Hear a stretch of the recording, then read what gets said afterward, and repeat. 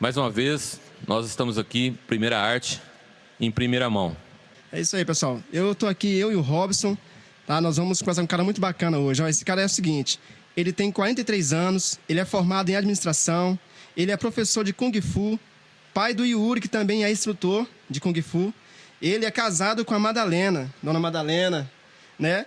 E já foi candidato a vereador pelo Partido Cidadania, viu? Quem é ele, Chico? Nada mais, nada menos que o filho do seu Homerontino, mestre Guará, o Everton. E aí, Everton, tudo bem, meu amigo? Tudo ótimo, graças a Deus. Um bom dia a todos aí que estão nos prestigiando, né? Bom dia, Robson, Chico Nascimento. É um grande prazer estar aqui com vocês, falando um pouco sobre a minha trajetória, sobre a trajetória do meu pai, que teve aí completado 1 ano do seu falecimento no mês passado, né? E é um grande prazer estar aqui com vocês nesse programa que eu tenho certeza que já é um sucesso. Bacana. Já é um sucesso. Aí sim, hein? Bacana. Aí sim. O Everton, para nós também está sendo uma grande alegria, né? Nós moramos aqui numa cidade pequena, a gente sempre se conhece de vista, né? Sim. Igual eu disse para você aqui em off, que a gente sabia do teu trabalho já conhecia o trabalho do teu pai à distância, mas agora nós vamos ter a oportunidade de conhecer o trabalho mais de perto, né? Sim, com Qual que é a certeza. influência do teu pai, o que ele foi para as artes marciais aqui na nossa cidade, na nossa região, e a nível de estado e até nível de fora do nosso Brasil, né? Com certeza. É verdade? Sim. Nível internacional também. Ô Everton, eu andei pesquisando aí e eu vi uma entrevista do teu pai, cara, que ele deu, se não me engano, pra TV Gente, e ele falou que ele conheceu o Kung Fu, as artes marciais, no caso, a capoeira primeiro, né? Aos Sim, 10 sim. anos de idade. Sim, né? sim, exatamente. E ele contou que ele, né, participou aí dessas artes e depois, mais futuramente, ele se interessou pelo Kung Fu. Resume pra nós aí um pouquinho aí de como que foi essa iniciação dele aí nessa carreira das artes marciais, hein? Sim, sim, claro. Na verdade, é fato, né? Ele praticou capoeira dos 10 aos 12 anos, tá? Ele atingiu o cordão verde. Cordão verde na capoeira é uma graduação que auxilia já o professor nas aulas. Após a capoeira, ele assistiu uma apresentação de judô na cidade de Guará, cidade onde ele residia.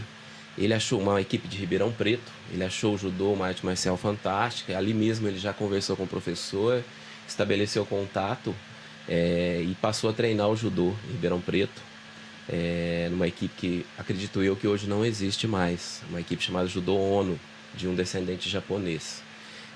No judô ele atingiu a faixa preta, chegou a ser professor. Bacana, legal. E inclusive ministrou aulas em São Joaquim da Barra. Do judô ele migrou para o karatê porque ele conheceu um mestre de Uberaba que mostrou para ele o universo do karatê.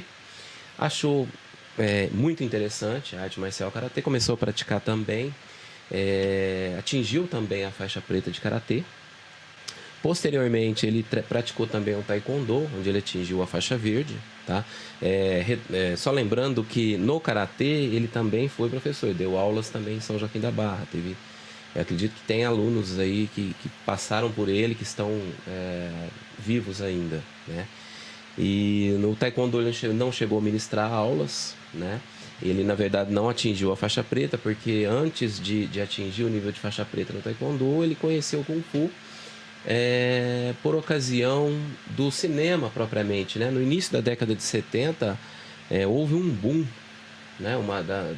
Na divulgação do Kung Fu enquanto arte marcial, graças aos filmes, né? Do cinema, filmes advindos produzidos especialmente em Hong Kong e em outras localidades da China, e posteriormente com o sucesso do Bruce Lee, né? Legal. Então ele quando por volta de 1971, entre 71 e 72, quando ele passou a ter esse contato com o Kung Fu através do cinema, ele procurou Kung Fu na nossa região, não encontrou, né? Não havia.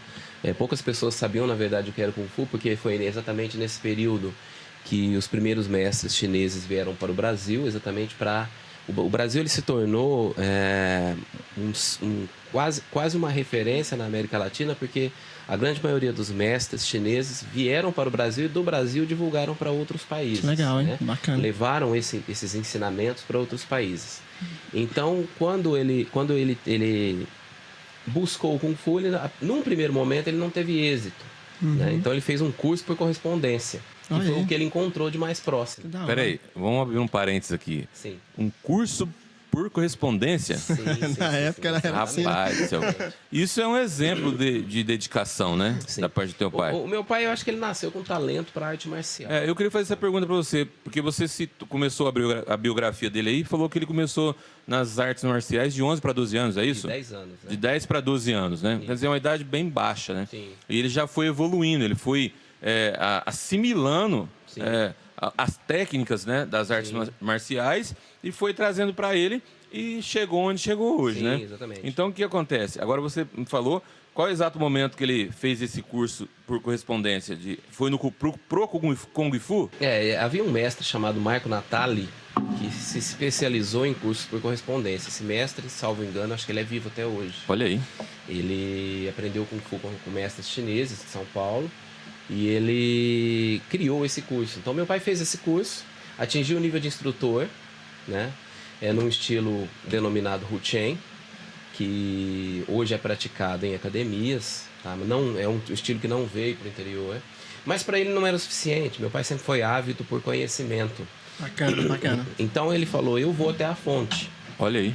E descobriu que alguns mestres chineses haviam desembarcado no Brasil e estavam domiciliados em São Paulo. Olha aí. Né? Nossa, que da hora, hein?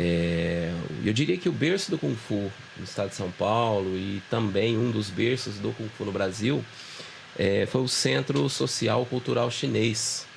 Isso em São Paulo? Lá em São Paulo. São Paulo. Sim, era uma associação onde chineses advindos, imigrantes chineses, se reuniam para divulgar, estudar a cultura chinesa e também para praticar arte marcial que está inserida no contexto da cultura e do folclore chinês. Né? Sim.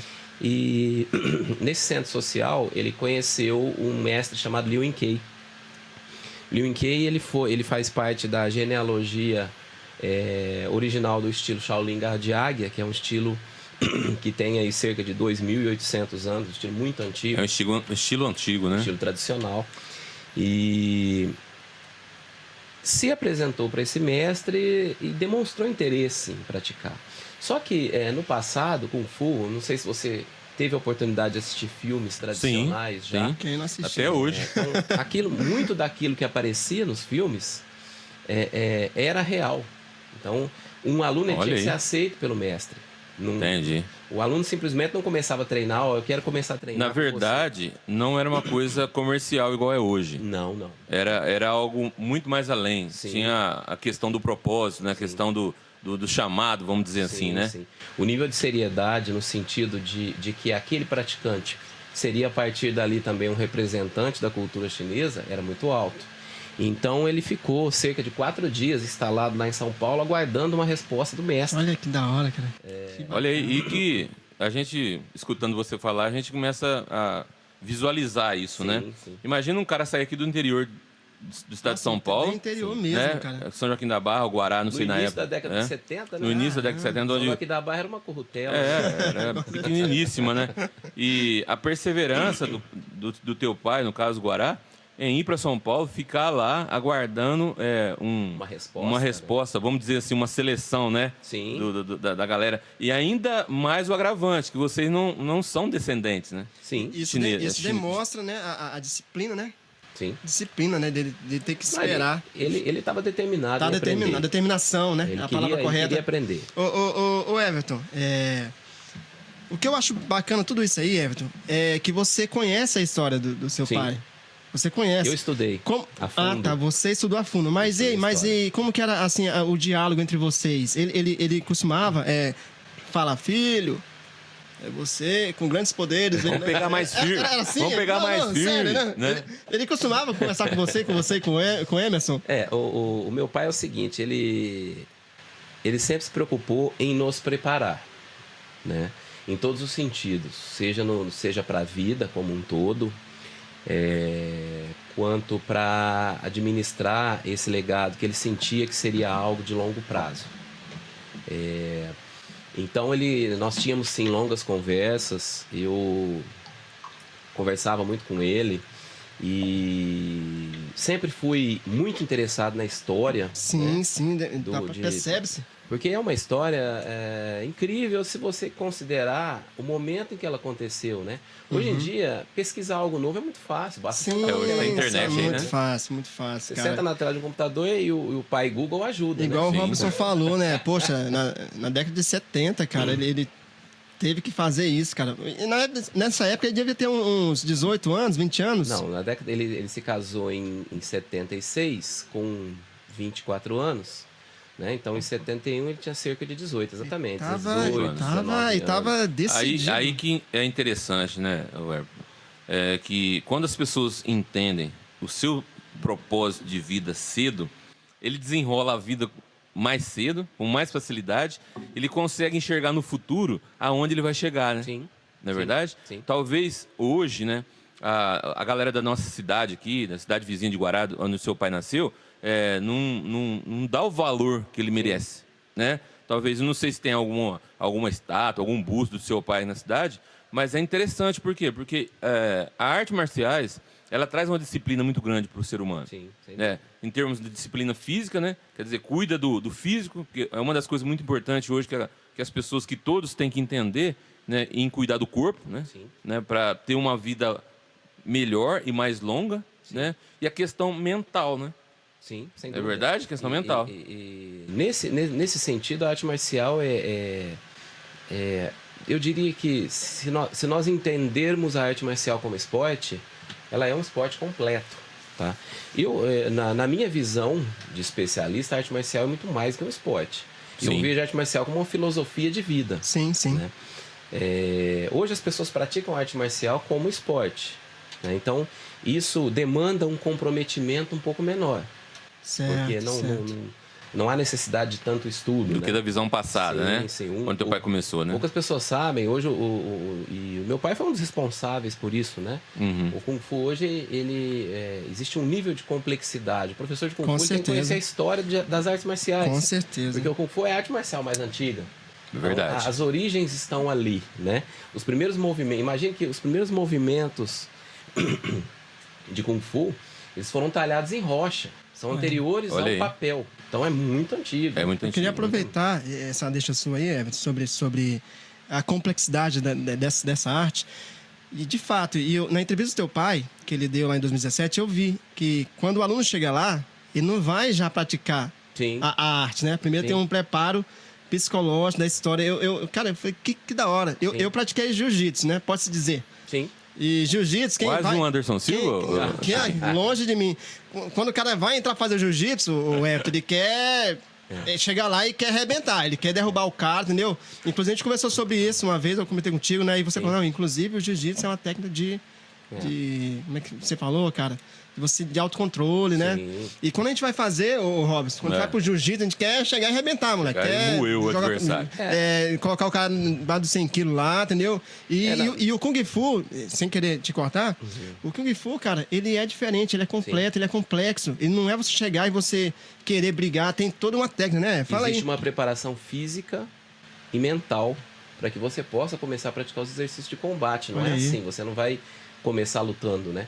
Mas o que acontece com o jiu-jitsu, e isso não é um demérito, tá? É um fenômeno que tem acontecido com algumas artes marciais, e eu vejo isso muito claramente hoje, como o Muay Thai, por exemplo, é a ocidentalização da arte marcial. Então, o jiu-jitsu que você praticou, muito provavelmente, é o Brazilian Jiu-Jitsu, que é o jiu-jitsu que foi adaptado no Brasil. Né? Então, a origem verdadeira do jiu-jitsu é uma arte marcial muito antiga. Sim. Ela é de origem hindu, né? E da Índia ela foi para o Japão, e, digamos, se consolidou como arte marcial no Japão, né?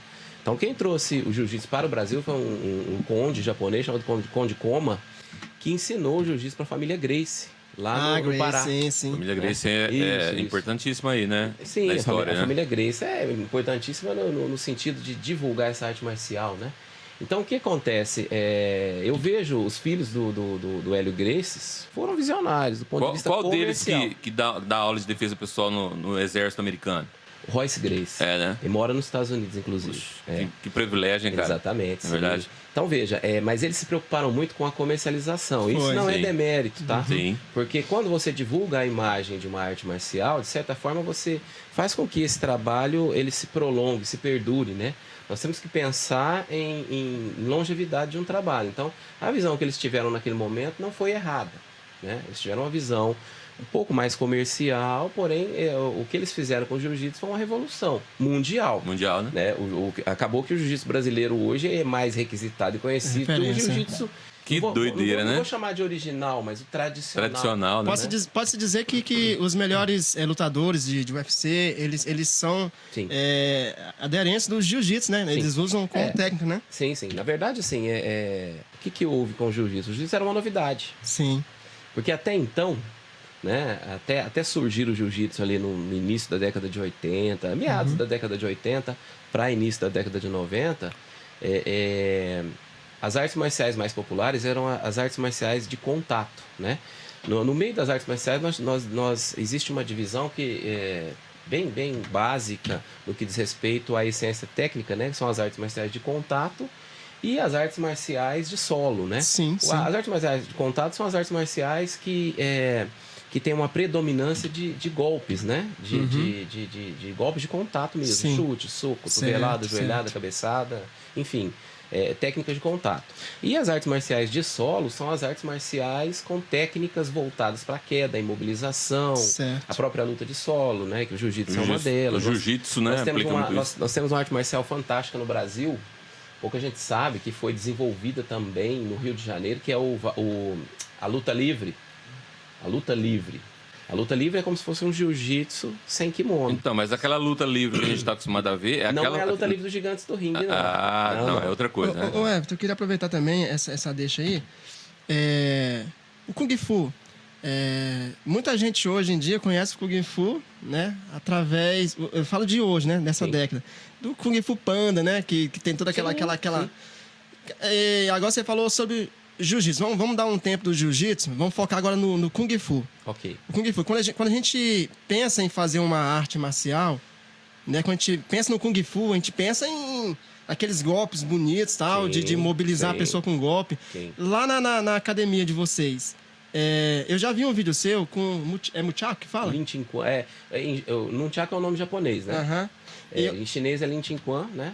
É um instrumento agrícola, né? Pouca gente sabe que é utilizado para bater a palha do arroz, para tirar a casca do arroz. Não sabia disso. Tá vendo, Robert? Eu já tomei muita burdoada na orelha por causa desse negócio aí, ó. Ficava assistindo os filmes do Bruce Lee lá e queria fazer igual. Então, voltando aqui a minha linha de raciocínio para não perder. Então, cara, eu vi um vídeo seu, você... Sim. Cara, é muito difícil fazer aquilo lá, cara. E onde é que essa técnica entra numa batalha, numa luta? Nós temos o arsenal tradicional chinês, né? Que era o arsenal usado em batalhas mesmo, em guerra. Sim, né? eu vi lá. Hoje, o praticante Kung Fu, ele aprende a dominar o Lin Chin Quan, San Chin Quan, que seria um Lin Chin Quan de 3 partes, sendo que as partes são maiores, né? Cada bastão é do tamanho de um antebraço, aproximadamente. 3? Esse é 3. 3 partes. 2 já é difícil dominar? Bastão, lança, quantal, espada, facão e punhal. Então é o arsenal tradicional chinês. Bacana, você falou de arsenal. Quando se fala de arsenal, a gente já imagina guerra, batalha. Sim. O Kung Fu, de fato, na época ele foi criado para as batalhas, cara. O Kung Fu é uma arte marcial talhada em campo de batalha. Que bacana. Não, porque você veio falando, eu venho na minha memória aqui, cara. Você falando arsenal, bastão, porque a gente... Aqueles filmes, né, Robson? De antigamente, você vê os guerreiros, né? Sim. Guerreiros com a armadura, inclusive, né? Sim. Usando os bastões, aquelas lanças, cara. Sim. E você começou a falar aí, eu queria que você explicasse um pouquinho cada técnica que você falou, cada nível. Na realidade, assim, e o Lin Chin Quan, voltando no contexto do Lin Chin Quan, que a gente acabou pulando um pouco. Foi, eu te interrompi. O Lin Chin Quan... É assim mesmo, estica terrível. Não é isso não. É só para não perder o raciocínio. Não, desculpa. O Lin Chin Quan, ele é uma arma de curta distância. O que é o Lin Chin Quan? É o Muchaku. O Muchaku, certo. É usado para curta distância. Certo. Já o San Chin Quan, que é o de 3 partes, é usado para média distância. Aí nós temos as armas de longa distância, que são a lança, o bastão e o quantal. Quantal é como se fosse uma lança, no lugar da ponta de lança, uma lâmina similar a um facão. Legal, eu vi isso aí. Então, cada arma ela tem um fundamento, né? É claro que hoje esse fundamento se perdeu, isso é folclórico. Hoje não tem sentido mais. Os praticantes aprendem a manusear e detêm a habilidade, porém, apenas com o sentido de preservar a cultura marcial. A história, né? O guantal, por exemplo, era usado para cortar a pata dos cavalos, né? Sim, pá. Então decepava a pata dos cavalos. Entendeu? O guerreiro vinha, né, montado, e o outro guerreiro do outro lado cortava e com isso derrubava o adversário. E utilizava o cavalo ao mesmo tempo. Certo. Entendeu? Então é uma história, assim, até certo ponto de violência, né? Sim, lógico. O Kung Fu é uma arte marcial para a sobrevivência. Sim, entendeu? Se adaptou ao longo dos anos. Isso é transportado também para as técnicas de punho. Por quê? As técnicas marciais de autodefesa ensinadas no Kung Fu são técnicas que levam à imobilização e inutilização, porque no campo de batalha era assim. Muitas vezes é melhor você inutilizar um adversário, isso é usado em estratégia de guerra contemporânea. Sim. Melhor você inutilizar um adversário, porque se ele estiver imobilizado, por exemplo, com uma fratura exposta, o socorro aí ele vai mobilizar mais 2 soldados. Bacana, sim, legal. Então, muito. Então é estratégia de guerra. Muito justa. Deixa eu te cortar mais uma vez, Everton. Queria cortar, conta alguma história de algum aluno que chegou lá para aprender e depois. Porque você tem 43 anos. Sim. Na técnica, na arte aí, quantos anos você tem? Você cresceu. Eu comecei a praticar com 6 anos de idade. Com 6 anos de idade, sim. Ele nasceu no ninja. E nesse decorrer desses tempos, conta alguma coisa embaraçada, alguma coisa assim complicada que aconteceu com o aluno. É até curioso, né? Porque assim, o meu pai, sim, ele teve. Foi desafiado muitas vezes. Olha aí, cara. Né? Venceu vários desafios. Sim. Bacana, de contato mesmo. Não, a pessoa chegava e falava, eu quero lutar. Que é isso? Abrindo um parênteses.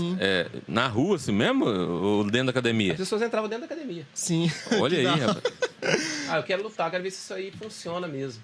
Caramba, doideira, hein? Legal. E meu pai era um homem magro, né? Sim. Ele era, se você ver fotos antigas dele, ele era uma pessoa franzina. Ele não era como eu, como meu irmão. Tipo eu, assim, né? Ele tinha mais ou menos a sua constituição. Tá vendo, meu irmão? Eu acho que essa é uma virtude do Kung Fu, né? Sim. Que não importa o biotipo do cara, né? De jeito nenhum. E hoje a gente está fazendo uma analogia para os nossos dias. Por exemplo, você pega um campeão do UFC, o Anderson Silva, né? Ele é um cara que tem uma estatura pequena, né? Comparadas aos oponentes, né? Sim. Mas que tem uma habilidade, uma agilidade fora do comum, extremamente técnico. O Anderson Silva é uma pessoa fenomenal, né? Ele, como ser humano, eu ainda não o conheci pessoalmente, mas eu li o livro dele como Água. E o meu pai conheceu o mestre dele, que é o Rudimar Fedrigo, lá de Curitiba. O mestre dele também tem uma história fantástica contemporânea do meu pai. O mestre dele aprendeu Muay Thai tradicional, foi na Tailândia, venceu o campeão tailandês de Muay Thai. Bacana. Brasileiro. Isso, brasileiro, Rudimar. Aí ele voltou pro Brasil e desenvolveu um estilo brasileiro de Muay Thai. Olha aí. Né? Que é o estilo que o Anderson Silva praticou a vida toda. Depois ele praticou outros estilos. Voltando lá, né? Nos desafios, né? Desafios. Voltando as histórias. Só para dar nome. Para dar nome. É o chutebox. Não sei se você já ouviu falar no chutebox. Não, eu também não ouvi falar. Nós temos aqui em São Joaquim, nós temos um professor que é o Saraba, né? Que ele ensina o Só pode usar os pés, só? É isso? Não, o chutebox seria um Muay Thai. Chutebox, né? Seria o boxe com chute. Seria um Muay Thai, mas adaptado à realidade brasileira, né? Ele fez mais ou menos com o Muay Thai o que fez o Hélio Gracie com o Jiu-Jitsu. Com o Jiu-Jitsu. Então, são pessoas importantes na história da arte marcial. Sim.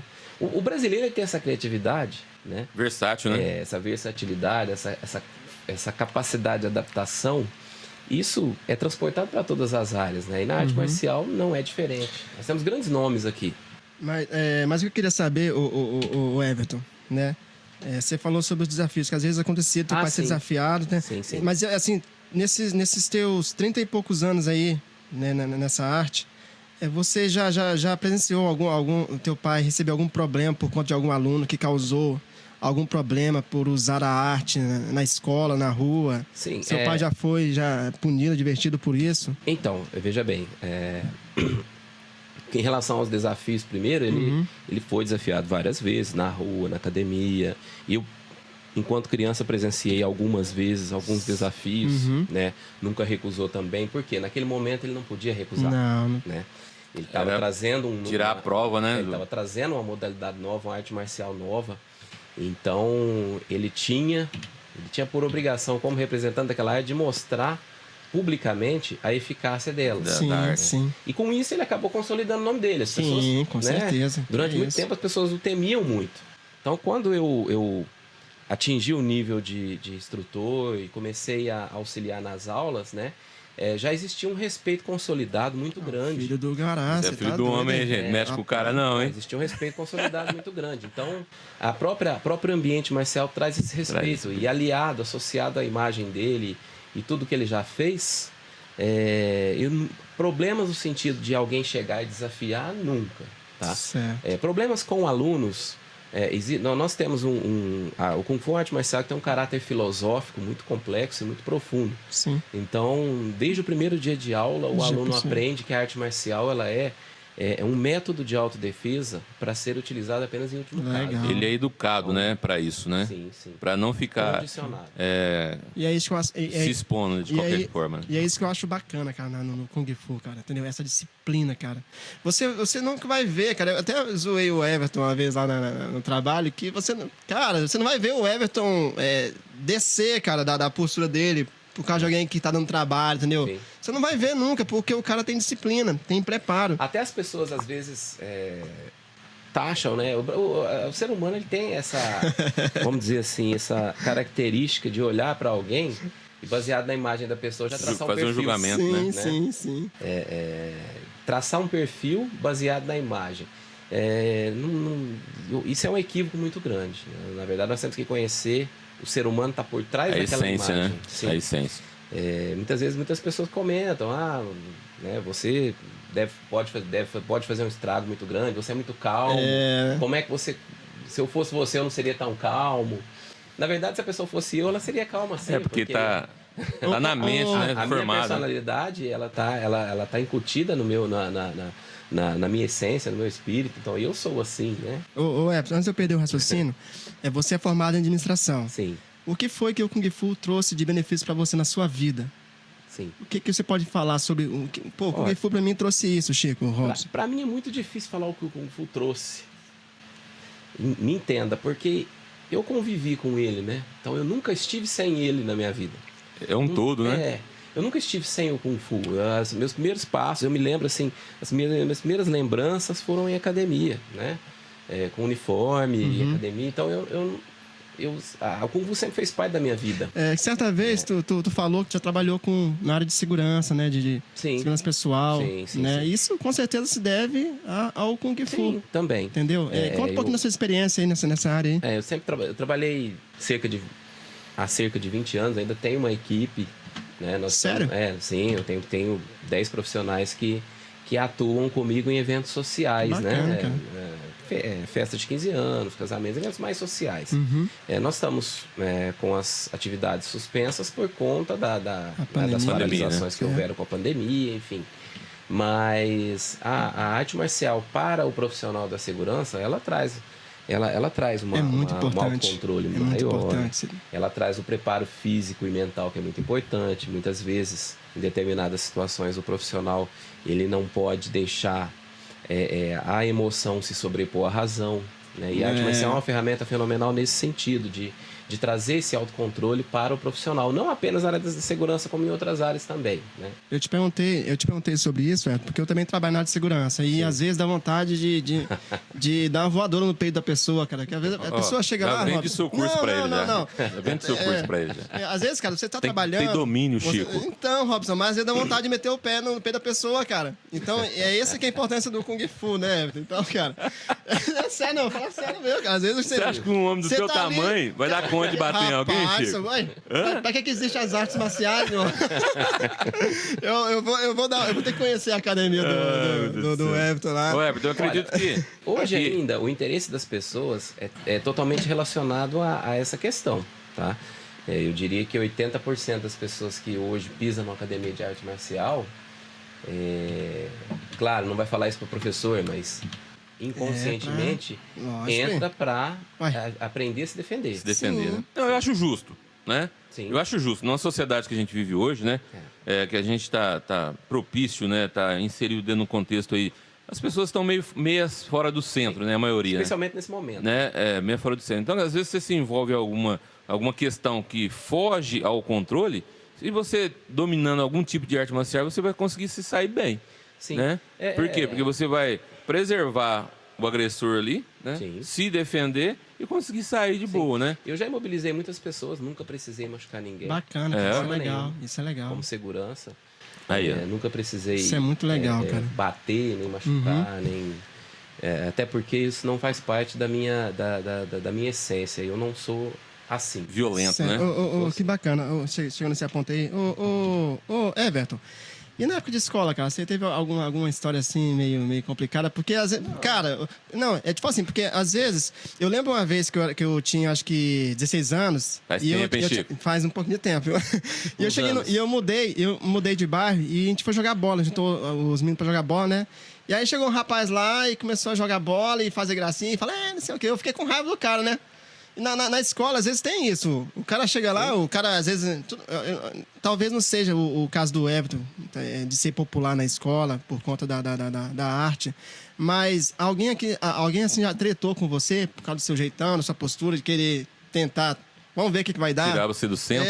Alguém já aconteceu alguma coisa? Não. Se eu disser que houve, eu tô mentindo. Sério, cara? Não houve, não. Eu fui um adolescente muito focado, porque a minha adolescência foi toda... quando eu era adolescente, eu era competidor. Então, legal, bacana. Eu era muito focado em treinamento e... aquilo norteou a minha adolescência. Que bacana. Chico, tá pensando que o rapaz vivia na rua jogando biroca? Vai, cara, vai saber se ele já meteu a mão em alguém na escola. Você chegou o rapaz vivia na rua jogando bolinha de gude, bete, entendeu? Brincando de pique-esconde. Ele tava treinando, velho. Brincava, pelo amor de Deus. Claro, lógico que é. Não, Rob, não. Sabe por quê, cara? Graças a Deus não houve essa necessidade. Tô te amolando, Chico. Eu sei, mas a gente tem que precisar saber, porque, cara, quando era moleque, que eu assistia os filmes do Bruce Lee, velho. Rapaz, imagina você dominando uma técnica de Kung Fu, você tinha matado meio Piauí. Entendeu? Imagina, esquentado igual você é. Então, o Everton, cara, então isso foi... Talvez não. Eu digo, porque assim, a arte marcial, ela molda. Ela molda, né? Ela molda o caráter, ela molda a personalidade da pessoa, né? Por isso que o Kung Fu é tão recomendado para crianças. Eu faço essas perguntas para você porque a gente assistiu o Karate Kid, né? Então sempre tem aquele aluno lá na outra escola que quer mostrar que é o melhor, né? Inclusive o Daniel sofreu muito, né? Daniel San. E o seu Miyagi sempre, Daniel, assim, entendeu? E Daniel procurava se manter, né? O controle, até que então ele demonstrou realmente o controle e foi o campeão na liga. Vou puxar uma sardinha pro meu lado, que é o seguinte, puxando o gancho aí do Karatê, né? Hoje tá muito... em alta, a série Cobra Kai, que na verdade é uma extensão da tem que assistir, tem que assistir isso aí, cara. Uma curiosidade aí que é o karatê praticado pelo Daniel San, o karatê de Okinawa. Okinawa. Né? O karatê que surgiu na ilha de Okinawa. Ele é uma ramificação do Kung Fu. Olha aí, que legal. Alguns monges budistas da ilha de Okinawa, eles passaram um período em intercâmbio, porque os monges de Okinawa são budistas também. Olha aí. Os de Shaolin são budistas e os de Okinawa também. Nós fizeram um intercâmbio, passaram um período estudando o budismo e também praticando, aprenderam as bases do Kung Fu, o Wushu tradicional, que é o Kung Fu praticado no mosteiro de Shaolin. Bacana. Trouxeram essas bases para Okinawa e adaptaram, né? Eles transformaram no Karatê de Okinawa. Cara, você vai conversando com o Everton, cara. Não, você vai conversando com o Everton, vai vindo um monte de assunto. Legal, cara. Você falou sobre o budismo. Sim. Ô Everton, o teu pai, ele foi mestre, certo? Ô, Chico, você pegou minha pergunta, velho. Não, desculpa. Para aí. Eu vou remoer aqui, ó. É o seguinte, então, você falou sobre a cultura budista. Sim. Você já está na arte aí do Kung Fu já há muitos anos, a vida toda, né? O budismo, no caso aí, ele passa a fazer parte também da sua vida quando você decide fazer a arte do Kung Fu? Na verdade, as bases do budismo elas são usadas como caráter filosófico, tá? Então, nós aproveitamos a filosofia do budismo e a filosofia do taoísmo, que é uma outra vertente né? O Tao são as principais vertentes filosóficas orientais, o budismo e o taoísmo. Né? Isso vocês, o aluno ele aprende base na filosófica, escola, mas não sem influência religiosa. Não é religião. Entendi. Não é religião. Eu procuro deixar isso muito claro, porque nós vivemos um momento tão complicado, né, no Brasil, né, de ânimos tão exaltados, Sim. né? Eu já tive um caso de um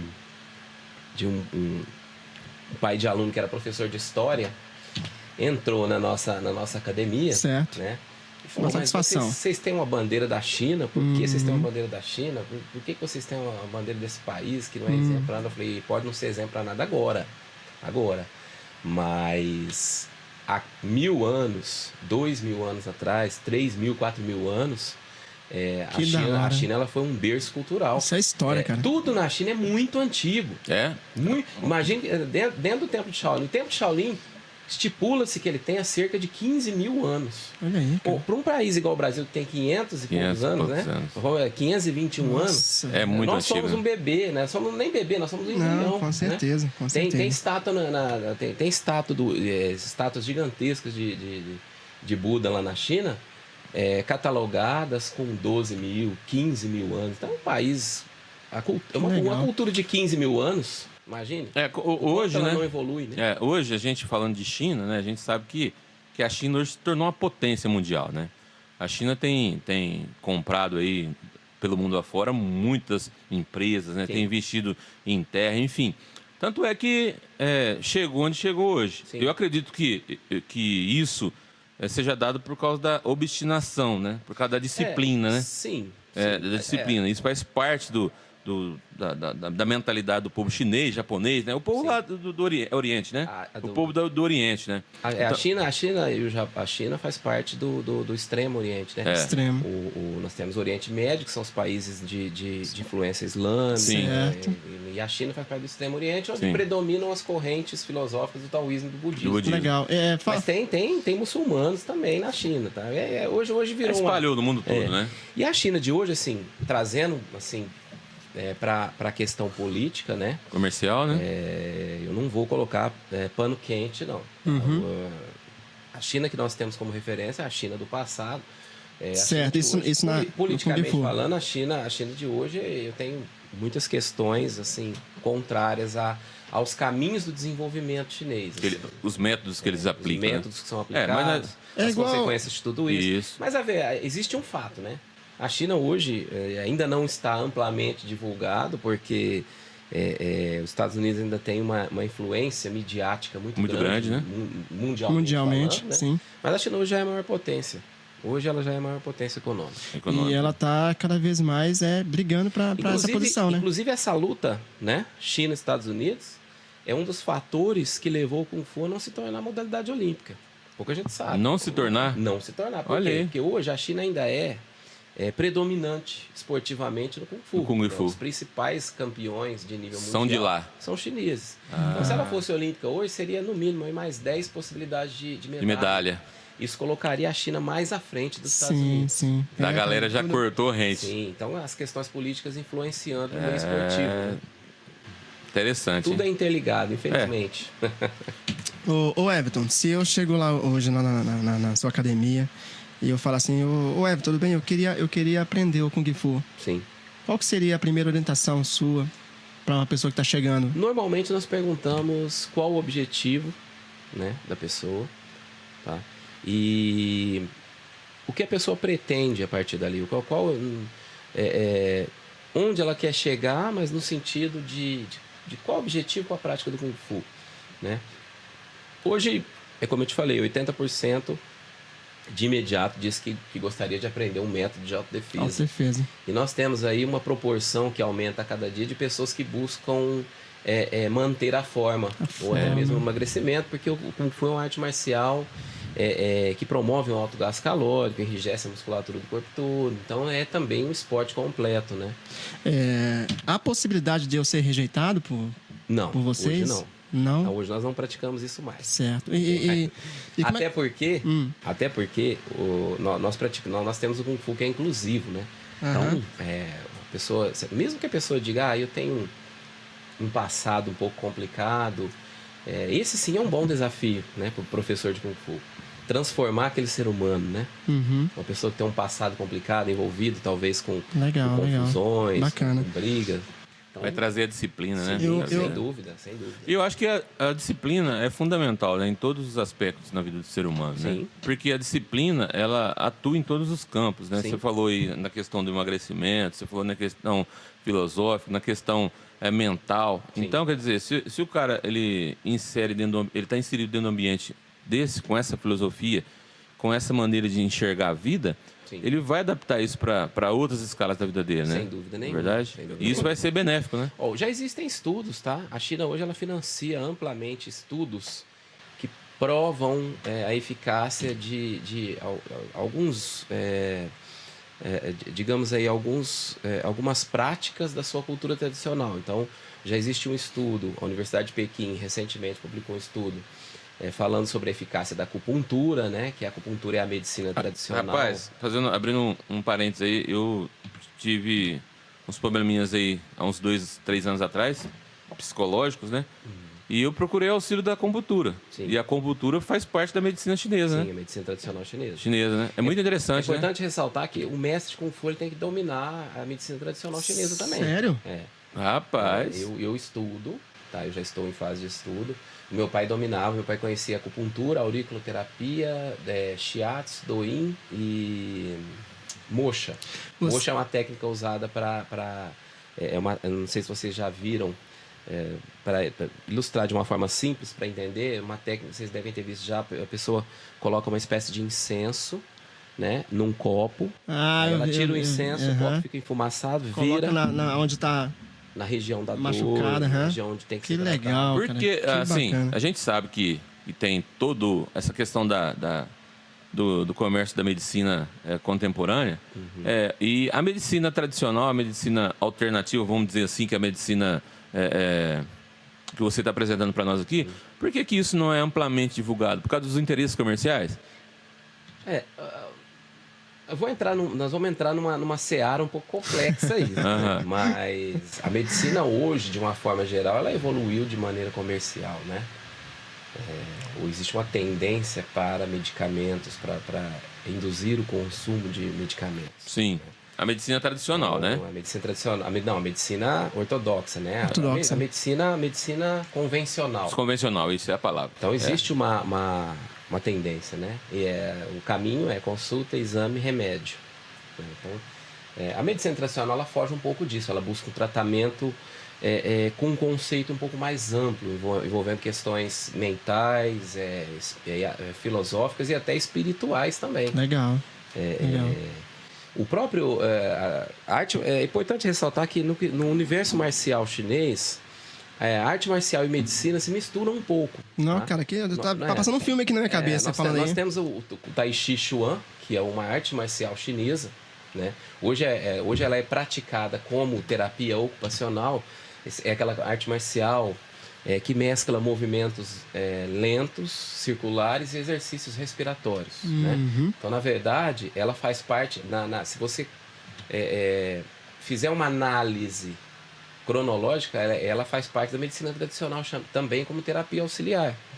Então, o Tai Chi Chuan, nós ensinamos Tai Chi, nós estamos com as atividades suspensas, porque é uma arte marcial que atrai essencialmente o público idoso. Olha aí, que legal. O público idoso é um público considerado de risco hoje, né? Sim. Com a pandemia, então nós suspendemos em caráter de precaução, mas o Tai Chi ele tem a seguinte explicação teórica e filosófica, né? O Tai Chi Chuan, literalmente traduzido, seria o caminho da energia do universo. Nossa, Tai legal. é caminho, Chi é energia, e Chuan, o Chuen, né, pela pronúncia, é universo. Da hora, cara. Então, seria um método de canalização da energia universal, que é o Chi, né? É interessante, então, né? Sim. Porque a gente vem de uma cultura cristã, né? Protestante, e a gente tem o entendimento que o ser humano é derivado de essência, né? Que é espírito, alma e corpo, né? Sim. E acabando de ouvir sua explicação aí, tem tudo a ver, né? Porque tem que tratar o homem nessas 3 dimensões, né? Se a gente entrar no meio religioso, aí a gente vai para uma esfera mais complexa ainda. É verdade. Mas se você parar para analisar... Interessante, né? tudo que se entende de religião, na verdade, são ângulos de visão de algo muito parecido, né? Então, para mim, por si só, isso aí já é uma prova de que a história é verdadeira. Não, é verdadeira. Você estava falando sobre as técnicas sobre o Tai Chi, né? Sobre o Tai Chi. Certo. E a gente viu muito isso em filmes, né Robson? E a gente, às vezes... Então, quer dizer que se eu chegar lá, então... tô lá com 1 ano, 2 anos na academia, eu não vou já aprender essas técnicas assim. Tem tudo... Não, o Tai Chi, o aluno pode até praticar como uma atividade paralela. Legal, tá? cara. Porque nós temos... O Tai Chi, na verdade, é o seguinte. O conceito através de exercícios respiratórios sincronizados com determinados movimentos, é possível canalizar a energia do universo e alinhar, porque a medicina tradicional acredita que nós temos um sistema circulatório energético, que é similar ao sistema circulatório sanguíneo. Então, toda e qualquer doença de origem física ou psicológica é proveniente de uma desordem nesse sistema circulatório. Uhum. Então, quando você canaliza a energia do universo e alinha o seu sistema circulatório energético, automaticamente você elimina o problema ou a possibilidade de surgir um problema. Isso é a automedicação, no caso. Isso. Deixa eu falar, eu vou ter que... Roberto, você vai me zoar, mas eu vou ter que entrar, cara, nesse assunto. Eu acho que você também já assistiu também, o Elton já assistiu. Que? Cavaleiro do Zodíaco. Tem no primeiro episódio, um dos primeiros episódios, parece que dessa época, não, Chico. Não, para. Parece que o Sei acerta um golpe lá no Shiryu, né? E o Shiryu cai desmaiado. E alguém fala assim, não sei o que, tal, tem um ponto lá, se bater com a força certa, na medida certa ele vai voltar. O coração dele volta a bater. Tinha parado o coração do Shiryu, velho. Chico, e aí os caras pegou, segurou... Tá viajando, hein, Chico? O que você usou, Chico, da entrevista? Tem a ver, cara. Ele tá falando ele falou da técnica de automedicação, né? Através da respiração, dos movimentos. E aí, cara, eles pegaram o Shiryu, segurou um cara e o Seiya, né? Puxou o cosmo dele lá e deu um soco certinho lá atrás nas costas dele, que fez o coração dele voltar a bater. Né? Isso também tem esse claro tipo de... É claro que no cinema, tá? E também, se a gente puxar, né, lá atrás aí, os primeiros filmes de Kung Fu, e que acabaram influenciando esses desenhos mais modernos, né? O Yu Yu Hakusho, o Cavaleiro do Zodíaco. Tá vendo? São desenhos que... o próprio Dragon Ball Z. Sim. São desenhos que acabaram herdando um pouco daquela mágica, né? Que foi apresentada no cinema, através da arte marcial. Existe, claro, no cinema tudo é aumentado, tudo é ampliado para maravilhar o telespectador, né? Para maravilhar, né? Quem está assistindo. Mas existe uma fundamentação, sim, tá? Nós temos dentro do contexto marcial chinês, que seria a evolução do Tai Chi, eu chamo de evolução porque seria um passo à frente, né? Que é o Qigong. O Qigong é o domínio do Qi para a finalidade marcial. E o que é o Qi? O Qi é a energia do universo. Energia do universo.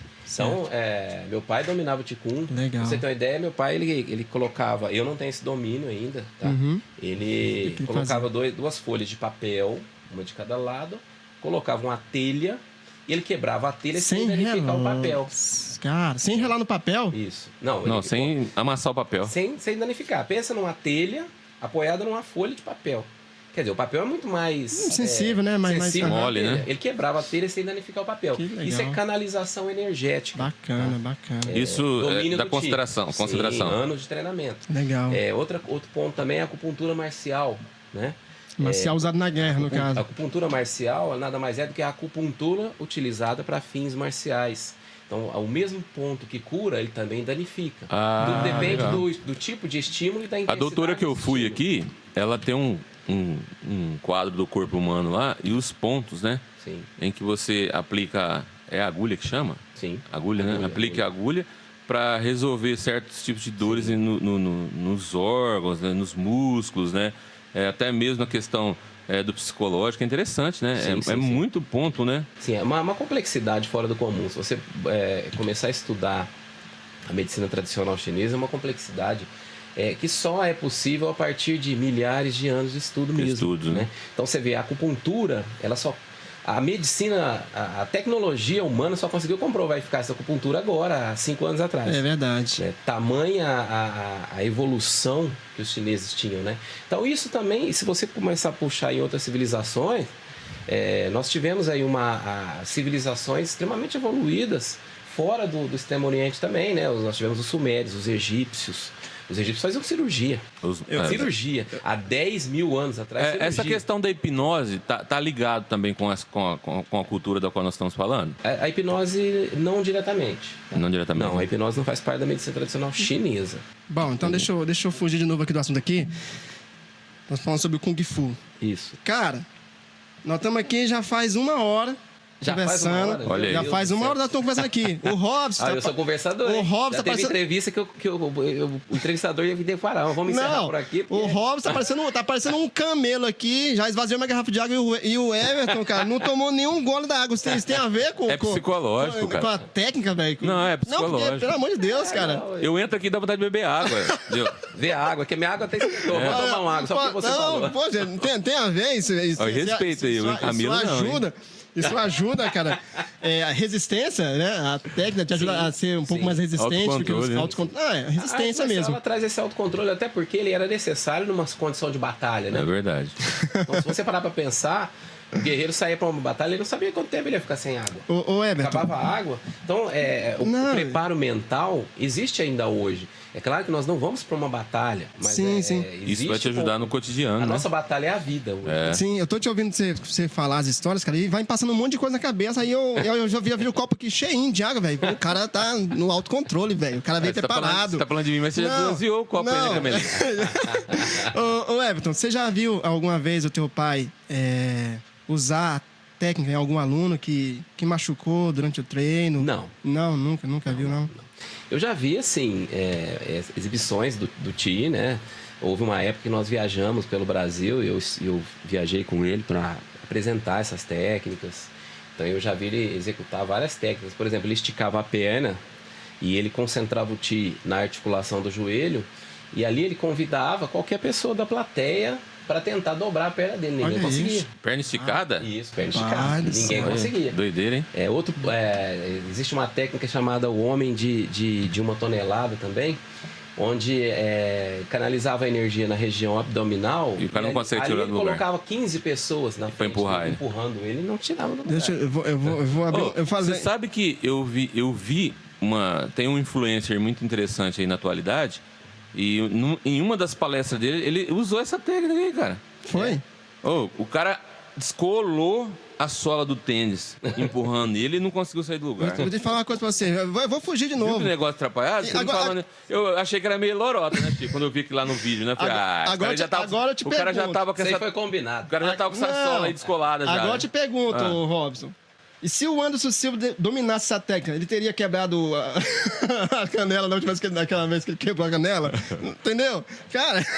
Chiquinho de falar. Pouca gente sabe. Anderson Silva, desculpa ele aí. Pouca gente sabe que ele treinou Kung Fu, né? Treinou pouco tempo, né? Mas treinou. Porque se ele treinasse mais, ele não teria quebrado a perna, não, viu? Porque, na verdade, ele buscava, e essa é uma característica do lutador de MMA, e é por isso que eu não quero criticar o MMA. O MMA, ele popularizou as artes marciais mundialmente, né? Mas eu diria que o MMA ele é muito mais um esporte de combate do que propriamente uma prova de eficácia marcial. Né? Entendi. Não me lembro se eu cheguei a comentar com você a respeito disso. Eu comentei com uma pessoa recentemente, eu não me lembro se foi com você. Mas o MMA se tornou um jogo de estratégia, né? Tanto é que os americanos não chamam de luta, chamam de jogo. Não sei se você já percebeu em entrevista. Eu conheço o jogo dele, eu estudei o jogo dele. Sim, já ouvi esse contexto aí. Pro americano é um jogo. É um jogo. Porque aquilo não demonstra eficácia. Você vai lutar daqui a 1 ano, você já sabe com quem você vai lutar. Então você vai passar 1 ano estudando o seu adversário. Legal, cara, bacana. Isso é um jogo. É um esporte, né? O verdadeiro conhecimento marcial você vai apresentar e demonstrar quando você virar a esquina e alguém partir para cima. E trombar com o inesperado, né? Total, com o inesperado, né? É o raciocínio reflexivo, que é o que o Kung Fu procura despertar. Né? O Kung Fu se baseia nos movimentos e no comportamento animal. Então, o animal... Essa pergunta pra você. Sim, o animal, ele não são apenas os movimentos, o comportamento animal. O animal, ele reage instintivamente. E mesmo que ele seja menor, Por exemplo, nós estamos numa salinha aqui. Essa salinha é uma salinha bem apertadinha. E quente, viu? Se eu sair, você sair, ficar você aqui. Se você estiver lá na rua, correr atrás de um gato, ele vai correr de você. Sim. Vai. Mas aqui dentro dessa sala, se você fechar essa porta, ele vai pegar os ele. Os instintos dele vão mudar. Se ele não te matar, ele vai te machucar muito. O bicho vai arranhar. Porque ele vai reagir instintivamente. E ele sabe, ele não precisa pensar para golpear. Se você já viu um gato atacando alguém? O gato ele vai em pontos. Ele vai na artéria femoral. Não sabia disso não, hein? É verdade. Mesmo? Sim, os animais, os tigres, leões, né, cara? Sim. Tudo predador. Imagina os grandes felinos. Entendeu? Não sabia disso não. Ué. Aí, aprendi uma nova. Então são reações instintivas. É isso que a gente procura despertar no aluno. Porque, via de regra, ele vai ter que se defender e vai ter que fazer uso do seu conhecimento baseado no fator surpresa. O bandido não vai anunciar, quarta-feira, 2 horas da tarde, eu vou te assaltar. É surpresa. É surpresa. Fator surpresa. E tem que estar preparado, né? Preparado, exatamente. Preparado. E muitas vezes a autodefesa não é apenas você sobrepujar o seu adversário. Eu ensino conceitos de autodefesa para crianças, né? Porque nós tivemos aí, eu tenho inclusive ainda contrato com a administração municipal, nós temos projetos onde eu ensinava Kung Fu para crianças da primeira infância. Eu cheguei a atingir 550 alunos na rede municipal. Certo? Olha aí. Antes da pandemia. Isso daqui na cidade? Aqui na cidade de São Joaquim. Eu enviei para você um conteúdo, aquele conteúdo que eu enviei para você é baseado na inauguração dos 2 primeiros polos, né? Eu cheguei a atingir 550 alunos em 6 polos de treinamento em São Joaquim da Barra. Ensinando essencialmente crianças da primeira infância, de 3 a 6 anos de idade. Né? É comprovado cientificamente que nessa fase da infância a criança inicia a consolidação da sua personalidade, a criança vai moldando o seu caráter. Então, o caráter filosófico e a influência da arte marcial colabora positivamente para transformar aquela criança num cidadão de bem, produtivo, enfim, que vai trazer benefícios para a sociedade. Legal. Né? Legal, cara. Então, um dos ensinamentos que eu transmito é relacionado a conceitos de autodefesa. Então, a criança saber identificar, por exemplo, um adulto suspeito, né? Então, as manobras evasivas, por exemplo, eu tô... Na realidade, tudo aquilo que os nossos pais ensinavam no passado, né? Com certeza vocês devem ter ouvido dos pais de vocês, se parar um carro, abrir a porta, não chega perto. Nunca aceita doce. Verdade. Os nossos pais, eles tinham uma sabedoria incrível, né? Então, aquilo é conceito de autodefesa. Né? É claro que uma criança de 6 anos, ela não vai se confrontar com um adulto. Por mais que ela tenha conhecimento marcial, né? Ela não teve tempo de dominar esse conhecimento e muito menos a capacidade motora necessária para aplicar as técnicas. Você vai usar mais a mentalidade, né? Mais o que está na mente. Né? Vai aprender a detectar comportamentos de risco. Certo. Na outra pessoa. A minha mãe já me ensinava diferente. A mãe falava assim, se você briga na rua, e você apanhar na rua, você vai apanhar em casa também, viu? Rapaz. Mas você era muito arteiro, hein? Rapaz, eu era terrível. Ô, Everton, e falando um pouquinho agora de projetos, né? Sim.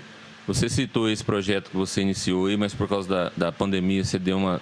Foi suspenso. Foi suspenso, né? O que você tem em mente? O que tem já de planos para o futuro? Então, na verdade, assim... A realização desse projeto, quando implantamos o projeto junto à administração municipal, essa ideia foi amadurecida com o meu pai, porque era um sonho do meu pai. Legal. E aí, voltando atrás na história dele, quando ele começou a praticar o Kung Fu era marginalizado.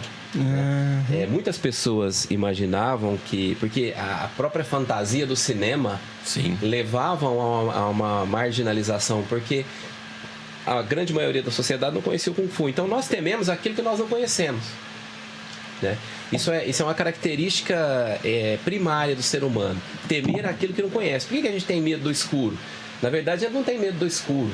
A gente tem medo da ausência da luz. Porque com a ausência da luz, a gente não enxerga a luz. A gente não sabe o que está acontecendo. Então, o ser humano ele teme aquilo que ele não conhece. As pessoas não conheciam o Kung Fu, viam aqueles golpes fantásticos no cinema, armas, pessoas que pareciam ser acima da lei, imortais e inatingíveis, acima da lei, super-heróis. Né? Então isso provocava um certo temor. Com isso, a arte marcial durante muito tempo foi marginalizada. Muitas pessoas achavam que era um meio de sobrepujar outras pessoas com finalidades criminais. Né? Sim. Ao longo do tempo, essa consciência foi mudando, né? Nós tivemos aí pessoas da geração do meu pai que trataram de mostrar para a sociedade que o Kung Fu é muito mais do que aquilo que era visto no cinema. Né? Então, isso trouxe uma nova realidade. Em 2019, meados de 2018, nós fomos procurados pela Diretoria Municipal de Educação. E a diretora, né, uma pedagoga especializada em ensino infantil, inseriu isso. Disse que, através de pesquisas, concluiu que a filosofia do Kung Fu seria útil para a formação do caráter dos alunos da rede municipal. E fomos contratados. Né? Nós começamos com o embrião, né? É um projeto embrionário em 2 núcleos, 2 escolas. Né? Começamos aqui no Antônio Martorano 2 e no Antonieta Rezende, que foi a primeira escola municipal de ensino integrado, né? a primeira de período integral, na época com 280 alunos. Depois nós avançamos de 2018 para 2019, nós avançamos para o CEPIM. E do CEPIM nós fomos para o Antônio Martorano 1, onde eu formei uma turma com alunos do Maternal 2, 3 anos de idade. Cara. Da hora. E conseguimos introduzir elementos da arte marcial no cotidiano dessas crianças. E isso, para a pessoa final, saía a custo zero? Custo zero, porque havia uma parceria com a administração municipal, né? Então, os profissionais eram remunerados pela administração municipal como professores. E eu fazia parte da grade curricular mesmo. Legal. Então, havia a educação física e também o Kung Fu. O Kung Fu como... Isso, o Kung Fu como disciplina tanto também. No que diz respeito ao caráter filosófico e disciplinar, quanto no que diz respeito à prática esportiva, porque o Kung Fu ele colabora para o desenvolvimento da coordenação motora fina da criança, da legal. Muito bacana, né? muito a legal. complexidade dos exercícios, a bilateralidade, transmite noções de lado, noções de coordenação, bacana, né? Que essa criança ela vai transportar para outras atividades na vida, né? Bacana. E conduzimos esse projeto 2018, 2019, 2020 até dia 19 de março, que foi quando houve a paralisação de todas as aulas. Então, esse projeto está rolando nessa administração? Esse projeto foi implantado na administração anterior. A administração do Dr. Marcelo Mian. Certo. Ele implantou esse projeto, né, em parceria conosco, aí, com a Associação Joaquinense. E ele foi paralisado por ocasião da paralisação das aulas, né, na rede municipal. E não retomou mais, porque nós não tivemos retorno de nenhum projeto. Nós colhemos muitos frutos, tá? Eu tive muitos alunos problemáticos, muitos alunos com autismo, o transtorno do espectro autista. Eu tenho especialização em ensino marcial para crianças, tá? Nós fizemos um curso com uma mestre em psicologia chamada doutora Vanise Imamura, que é esposa de um mestre de Kung Fu tradicional de São Paulo. Nós fizemos um curso que, na verdade, foi a tese de mestrado dela. Ela conseguiu, através dessa tese de mestrado, comprovar que a arte marcial influencia positivamente na formação do caráter da criança na primeira infância. Então, nosso projeto nasceu a partir desse curso. Bacana. E nós temos, assim, eu tenho, além dessa especialização, eu tenho cursos também de atuação com alunos deficientes auditivos e visuais. Legal. Eu fiz cursos na área de psicologia infantil. Então, assim, eu procurei me especializar no ensino infantil. Eu gosto muito de trabalhar com criança. Né? Legal. A criança é um diamante, né? Um diamante. A ser lapidado, né? Sim, para as futuras gerações, né? Cabe a nós, educadores, lapidar esses diamantes para que nós deixemos essa herança para as próximas gerações. Deixe uma joia de valor no futuro, né?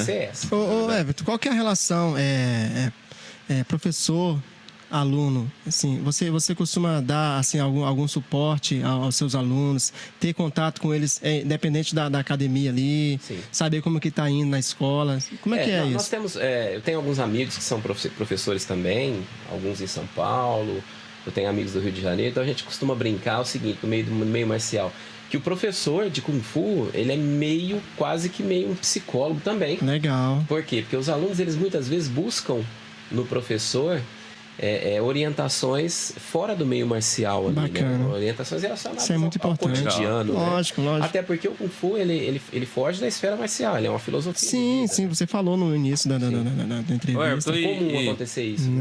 Interessante, né? Falando da cultura, né, que nós estamos falando, você escreve, você lê você tem formação em outro idioma? Olha, eu conheço o chinês tradicional, tá? Mas não escrevo fluentemente, apenas termos técnicos relacionados à arte marcial. Então, escrita, leitura e pronúncia, mas termos técnicos, não falo fluentemente. O chinês é uma língua muito complexa. Né? Tem movimento fonético chinês que a nossa língua, nosso órgão, a nossa língua mesmo, ela não está condicionada para entonar. Para entonar. Né? Então, eles têm entonações que o brasileiro, por exemplo, não consegue atingir nunca. E vice-versa. O chinês ele não consegue falar o R, por exemplo. É flango, né? O chinês não fala... Pastel de flango? O R ele requer uma flexibilidade na língua, que é uma brincadeira, mas é real. Requer uma flexibilidade da língua que ele não Chico. Mas é interessante, né? Tudo faz parte da formação psicológica, né? Eu queria falar só um pouquinho bem rapidamente aí, sobre a trajetória técnica do meu pai, né? Legal. Ele evoluiu como técnico, né? E assim, ele foi técnico da seleção brasileira em 3 ocasiões. Realmente, eu vi isso lá na... Ele conduziu uma delegação para o Campeonato Sul-Americano do Chile. Ele foi técnico quando houve o Sul-Americano do Brasil, isso na década de 90, tá? Ele foi técnico, ele conduziu a seleção brasileira para o Campeonato Mundial Aberto em Baltimore, nos Estados Unidos. E posteriormente ele foi técnico no Mundialito da Argentina. Isso é legal. Então ele representou o país como técnico, como chefe de delegação técnica em 4 ocasiões. Isso por si só já o coloca num patamar muito elevado no que diz respeito ao esporte nacional. Certeza, nacional, sim. E em termos de esporte joaquinense, então nem se fale, né? Então, nós temos atletas como atleta, eu mesmo fui campeão sul-americano, fui campeão internacional, fui campeão brasileiro várias vezes, campeão estadual. Que bacana, cara. É coisa que a gente não sabe. É uma coisa que fica em oculto, né? Acho que é importante. Existe alguma nós temos atletas campeões, nós temos atletas campeões pan-americanos, campeões sul-americanos, mundiais, daqui da região, brasileiros, de São Joaquim da Barra. Olha aí. Isso existe atravessando várias gerações de atletas. Legal. Né? Existe alguma coisa relacionada a isso no meio cultural joaquinense? Alguma placa? Alguma coisa relacionada a isso? Aos feitos que seu pai conquistou? Ele recebeu uma homenagem na administração anterior, que foi o nome da Casa do Diabético, né? A Casa do Diabético leva o nome dele. Legal. Isso foi no ano passado. Aonde é a Casa do Diabético? É na Avenida, quase em frente à Estação do Saber ali. Sim. Certo. Então a Casa do Diabético leva o nome dele. Casa do Diabético, Merontino Eduardo da Cruz. Legal. O cara tem história, o Robson. Ele tem história, cara. Ele tem toda uma... Cara, ele simplesmente ele não caiu de paraquedas. Recebeu o título de cidadão emérito joaquinense. Nobríssimo. Tá? É importante a gente trazer a memória, né? Sim. A Bíblia tem uma passagem que fala assim: eu quero trazer à memória aquilo que me traz esperança, né? Quer dizer, coisas boas, coisas que fizeram sentido ao longo da história, né? Sim. E seu pai é uma coisa boa que aconteceu ao longo da história. Com certeza, para a história da região joaquinense. É outra coisa que eu acho muito bonito, o Robson. É o Everton e o Emerson ter continuado, né? O legado do pai, legado né? do pai, cara. Com disciplina, entendeu? Eu não né? conheço o Emerson ainda, entendeu? Mas com certeza é uma pessoa também formidável. E como que é a relação sua e o Emerson? Nós sempre fomos melhores amigos, né? Bacana. Sempre. Desde criança. Existe uma diferença entre nós de 4 anos e meio aproximadamente. Mas eu considero ele hoje meu melhor amigo, meu confidente mais próximo. Bacana, cara. E sempre fomos, desde a primeira infância até que legal. hoje. É difícil, né, Robson? Sempre. Né? Dois Seu irmãos. filho também aprendeu? Meu filho é instrutor de Kung Fu. Também? E ele Ainda não leciona, não dá aulas ainda. Tá, mas conhece a técnica, né? Pratica. E já competiu várias vezes, já foi campeão interestadual, campeão... Ai, bacana. Ô, Everton, e a tua mulher? Ela também não aderiu, não? Ela nunca quis praticar, não. Nunca quis praticar, não? Certo aí. Você gosta mais de dança. Que bom. Legal.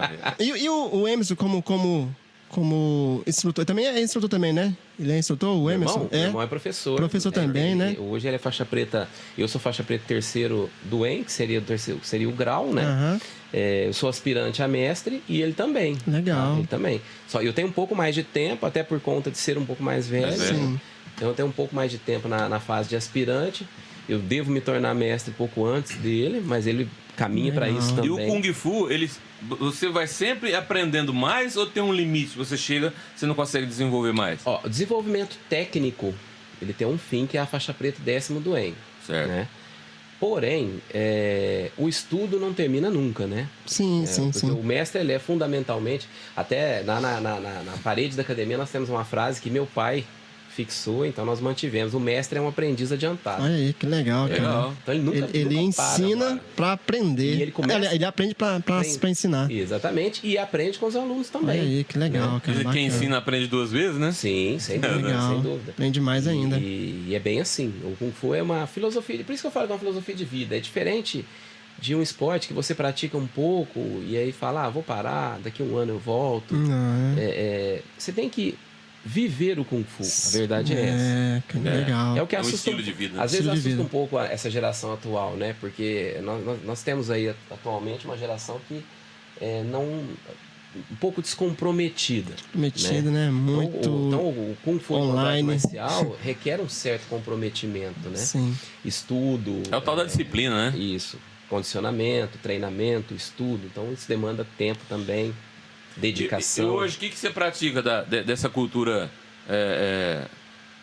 chinesa? Você pratica respiração? Você pratica essa parada da respiração? Aliás, meditação tal? Você pratica isso ou não? Hoje, na associação, eu sou o responsável pelo departamento de Tai Chi, né? Então, eu sou praticante de Tai Chi também, Tai Chi Chuan, né? Que é uma arte marcial que eu expliquei inicialmente aí, de cunho terapêutico, né? Praticamos o Kung Fu, continuo praticando, porque é necessário a evolução técnica sempre, né? E nós recentemente mudamos de endereço, houve uma longa paralisação aí, e nós mudamos de endereço e estamos retomando a atividade. Há cerca de 40 dias nós retomamos a atividade da associação. Peraí, você mudou de endereço, então a academia não está mais ali na esquina? Na Ceará. Não está mais lá, não? Não é mais. Agora fica na Rua Marechal, né? Entre a Sergipe e a São Paulo.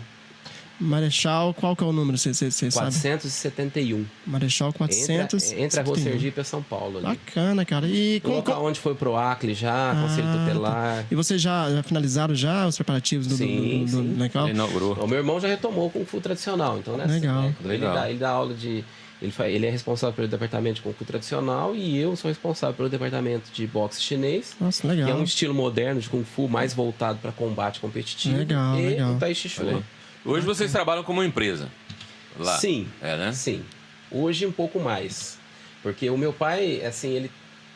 Até o último dia de vida dele, ele fez questão de preservar a associação como escola. Escola, entendeu? Sim. Então, do ponto de vista cultural e educacional mesmo.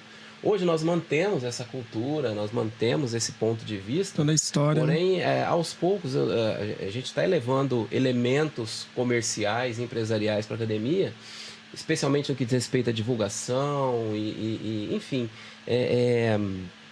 vender o produto Kung Fu. Sim. Né? Como algo importante, relevante na vida das pessoas. Sociedade, né?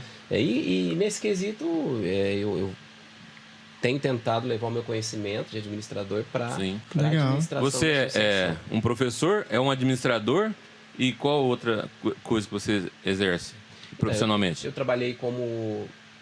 tenho uma equipe de segurança de eventos, né? E eu trabalho também na usina Altamogiana, na função de recepcionista lá. Rapaz, onde você arruma tempo? Realmente, velho. Muita correria. Realmente, muita coisa, né? Esses dias, Rob, você tava... Mas, pô, o Everton, cara...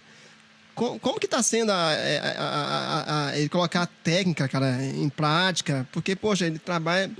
O próprio treino físico, né? Sim, que é o mais sim, que eu acho condicionamento. que, pra mim, por exemplo, eu entrei numa vibe de me reeducar fisicamente. Então, tô treinando, correndo não consigo. Levantamento de colher, né? Não, levantamento de peso. Então, fazendo a musculação, fazendo o aeróbico, né?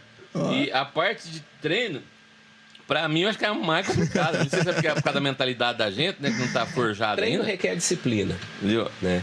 Então, você tem que estabelecer metas. Eu acho que se você estabelecer metas, fica mais fácil para você evoluir. Entendeu? Você tem que estabelecer. Eu quero se você tiver, por exemplo, o objetivo de emagrecer, eu quero daqui a um mês ter perdido. E tem que ser metas alcançáveis também.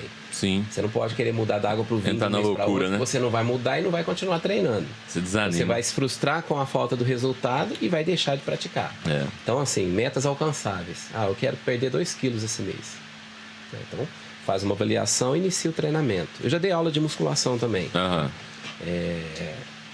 Então, eu acho que eu nasci e cresci em academia. Envolvido. Legal, bacana. Isso é muito bacana. Estabelecer metas. Legal. E outra coisa, trazer essa mudança para sua vida também. Não adianta você malhar 1 hora, 1 hora e meia, sair da academia e ir pro bar tomar uma cerveja. Sim, né? Tirar pra postar aquela selfie lá. Agora...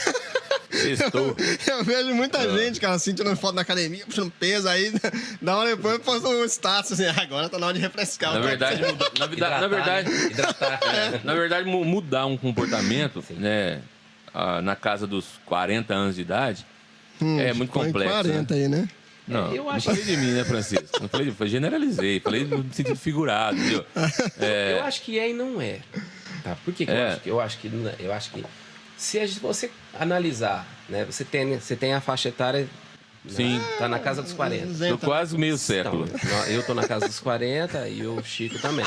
Não tô não tô na casa dos 40 não. Não tô não. Eu sou de 82. Não. Tá. Eu vou fazer 39 agora, viu, gente? Tá com o pé no buraco na caixa de banana. Já tô aceitando os presentes já em dezembro, viu?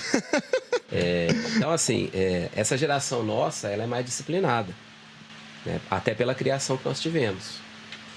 A nossa criação foi baseada na disciplina. Sim.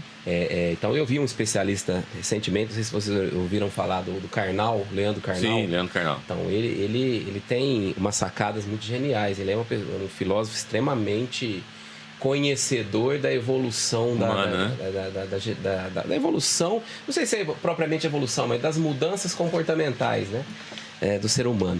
Então, anota aí, Chico. Não é carnal, não, viu? É carnal. Carmal. Não, é carnal mesmo. Carnal? Com K. E eu vi uma palestra dele onde ele comentou: a nossa geração, faixa etária de 40 acima, né? 40 e acima, nós não fomos criados com amor, nós fomos criados com disciplina, né? Os nossos pais nos amavam. Mas eles não faziam questão de mostrar. Mas era rígido, né? Entendeu. Então, nós fomos talhados baseados no respeito como principal sentimento. Legal. Então, eles nos amavam, mas não faziam questão de demonstrar. E com isso, eles conquistavam o nosso amor e o nosso respeito. Verdade. A geração atual, não. Ela tenta se pautar apenas no amor. Cara, é verdade. E com isso, ela dá liberdade para o filho fazer algo que, de repente, não está correto na visão do pai. E, ao mesmo tempo, o filho acaba perdendo o respeito. E o amor diminui também. Então, um é consequência do outro. Verdade. Então, assim, por quê? Por que eu citei essa questão?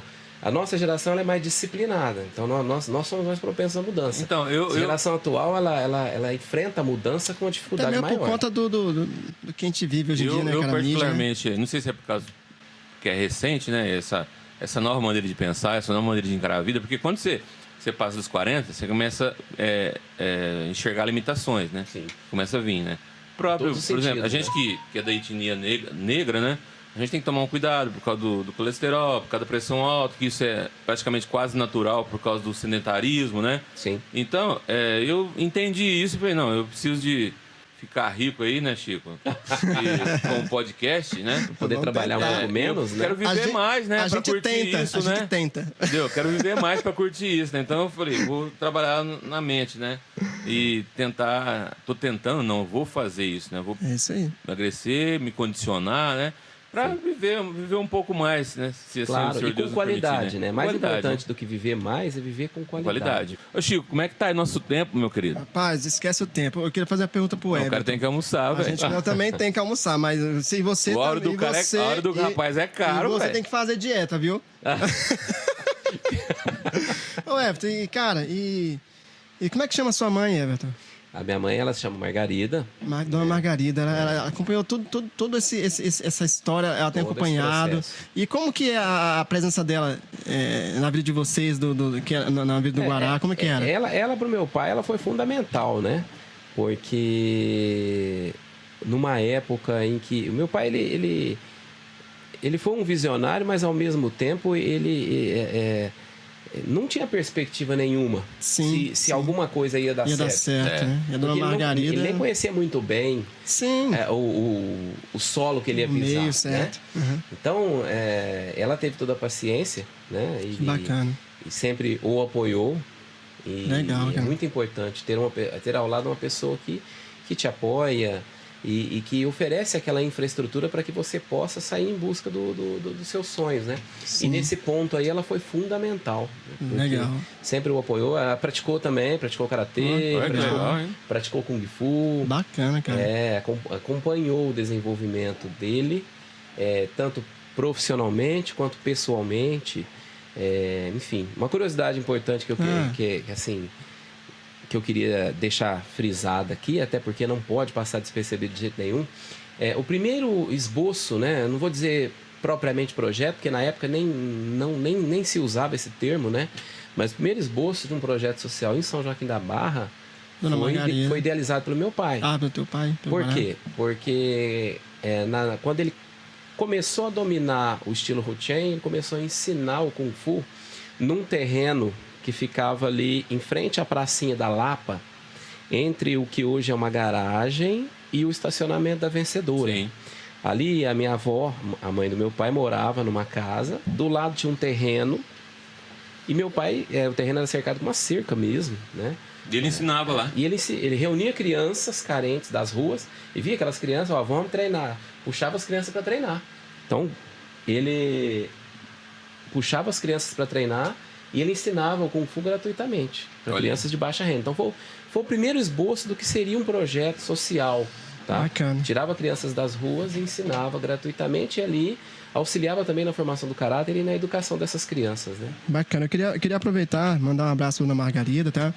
E é muito importante o apoio. Sim. O apoio da esposa, né? Porque um projeto grandioso como esse, né?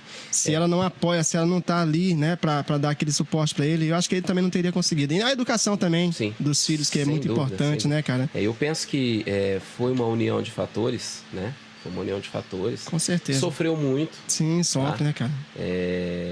Falávamos aí, né, no início da entrevista, antes da entrevista, no bate-papo, aí nós falávamos sobre o Bruce Lee, né? Uhum. O Bruce Lee teve uma trajetória também muito parecida lá nos Estados Unidos, quando ele chegou nos Estados Unidos, né?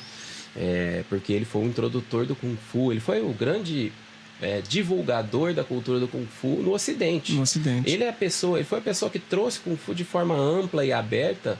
Se hoje eu sou um professor de Kung Fu, eu devo isso a ele, porque antes dele, através dele, isso é história, tá? Sim. Muita gente pensa que ele foi apenas um ator, ele não foi apenas um ator. Não, ele era mestre, ele né? Era um mestre de Kung Fu, ele fundou a primeira academia de Kung Fu aberta para ocidentais, tá? Do Ocidente, que foi nos Estados Unidos. Olha aí. Antes dele, os chineses, o Kung Fu era considerado um patrimônio cultural, então era quase um segredo. Justamente, então, muito isso, né? Mestres chineses só ensinavam para outros chineses e para descendentes chineses. Não havia essa abertura, né? Não havia. Então ele enfrentou. Sim, lógico, a cultura, né? Digamos que ele tem enfrentado toda uma geração de mestres, né? Na China, até hoje, alguns mestres não o veem muito bem. Porque é como se ele tivesse revelado um segredo. Como se ele tivesse quebrado um... revelou um segredo. Mas na realidade, hoje, se o Kung Fu tem a proporção global que tem, e já está aí prestes a se tornar uma modalidade olímpica, e ele teve um peso muito grande nisso também. Tá? Como a gente conversou no começo, né, da entrevista. Isso é uma arte marcial, né?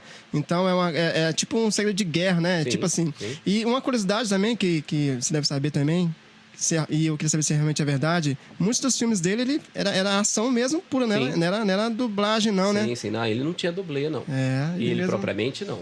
As pessoas que eram atingidas por ele, sim. Inclusive, um dos dublês famosos dele é o Jack Chan, né? Jack Chan. Sempre conta essa história, que já levou um chute dele, já. Do Bruce Lee. Tchau, obrigado. Então, nós temos grandes mestres aí, né? O Steven Seagal, né? É assim que pronuncia mesmo, né? Steven Seagal. Ele também é bruto, hein? O Steven Seagal, ele é mestre 7º Dan de Aikido. Aikido é uma arte marcial de origem japonesa, né? Sim. Que eu diria que é uma arte marcial quase irmã do judô, né? Porque é como se na genealogia elas surgiram de uma arte marcial, né? Que é a arte marcial que era praticada pelos samurais. Então o Aikido, ele preservou um pouco mais a característica marcial, né? E o judô evoluiu para esporte. Você pode notar que a roupa do praticante de Aikido é uma roupa muito parecida com a roupa de samurai. Né? Aquela calça larga, né? E ele mantém essa filosofia até hoje. Sim. Eu vi um vídeo recente dele fazendo uma resenha lá com o Anderson Silva, os caras do MMA, e ele tava com a camisona florida, uma calçona larga, né? Tem os caras brincando lá, né? Fez um desafio lá, tal, né? Pra ele mostrar uns golpes lá, e ele tá em forma ainda, meu. O homem tá dando pancada, Chico. Rapaz, não, assim, o Steven Seagal é bruto pra demais, cara. Se dedica a vida toda. Né? Rapaz, ó, querendo furar o assunto aí, cara, o que eu mais gostava do Bruce Lee, que ele fazia, cara, aquela aquilo lá, velho, eu achava muito louco Chico, lá. Não fez isso não, Chico. Depois vocês cortam isso daí, viu? O Bruce Lee, ele criou um estilo próprio de combate, né? O Bruce Lee era um estudioso também. Caras e bocas, né, cara? Eu falava muito isso, meu pai não gostava que eu falava, não. Porque meu pai sempre foi muito modesto, mas assim, eles têm histórias muito parecidas, dadas as devidas proporções, porque o Bruce Lee migrou pro cinema. Ele foi pro Hollywood, né? Então quem tá no cinema tem status, foi pro Hollywood, né? mais dinheiro. Mas ele também era um estudioso, passou por várias artes marciais, ele aprendeu o jiu-jitsu japonês, karatê, boxe inglês, ele aprendeu Muay Thai, ele foi aprendendo e absorvendo elementos de todas as artes marciais. E ele desenvolveu um estilo de Kung Fu. Sim, o Robson acha que é bobeira, mas não é bobeira não, cara. Não tem as caras e bocas, as expressões de fonética, não tem? Não tem. Por que se usa essas expressões de fonética? Não sei o que. Pra assustar o inimigo, Chico. Não. O grito. Basicamente isso. Tá? Assim, claro. O cara faz uma pose do Bruce Lee lá. O cara não sabe lutar. O que ele vai fazer? Vai correr, filho. Não precisa nem deixar o cara bater nele. Vai correr, ó. A grosso modo, o grito era usado exatamente para ampliar a sensação de segurança, de força, de imponência e de domínio. Sim. Outras culturas utilizam isso. Não sei se vocês já viram os aborígenes australianos. Eles têm uma dança lá que eles pisam no chão e gritam. Então, várias culturas utilizam isso em combate marcial, assim. E ele adaptou, né? Ele deu uma... Criou um estilo próprio de grito também, né? Sim, ué. E uma personalidade marcial, né? Você vê que ele tem um jeito, um estilo próprio peculiar, de lutar. Né? Cara. Ele desenvolveu o Jeet Kune Do, que é um estilo de Kung Fu, né? Considerado não ortodoxo, porque mescla movimentos de outras lutas marciais também. O Bruce Lee era formado em filosofia. Olha aí.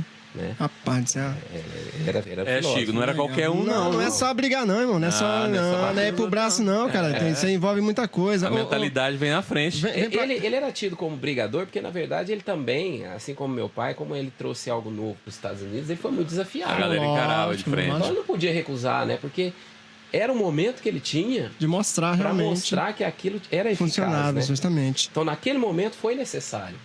É como aconteceu com os Greys também na época. Né, que muitas pessoas desafiaram e eles tiveram que aceitar. Assim, sabe, Everton, eu fico pensando, tem hora, é uma alegria muito grande o cara que desenvolve um produto, né? Nós estamos falando de artes marciais, né?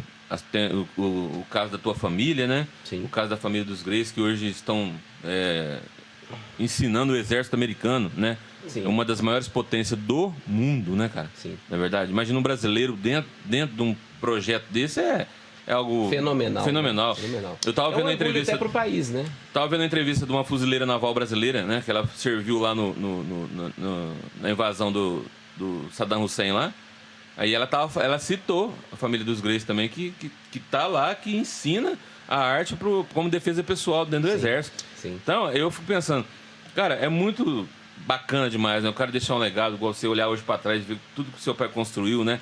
Na raça ali, né? O dia após dia, tijolinho por tijolinho construindo, né? E hoje você herdaram esse legado, né? E assim, o que eu quero é exatamente isso, tentar consolidar todo esse trabalho como marca.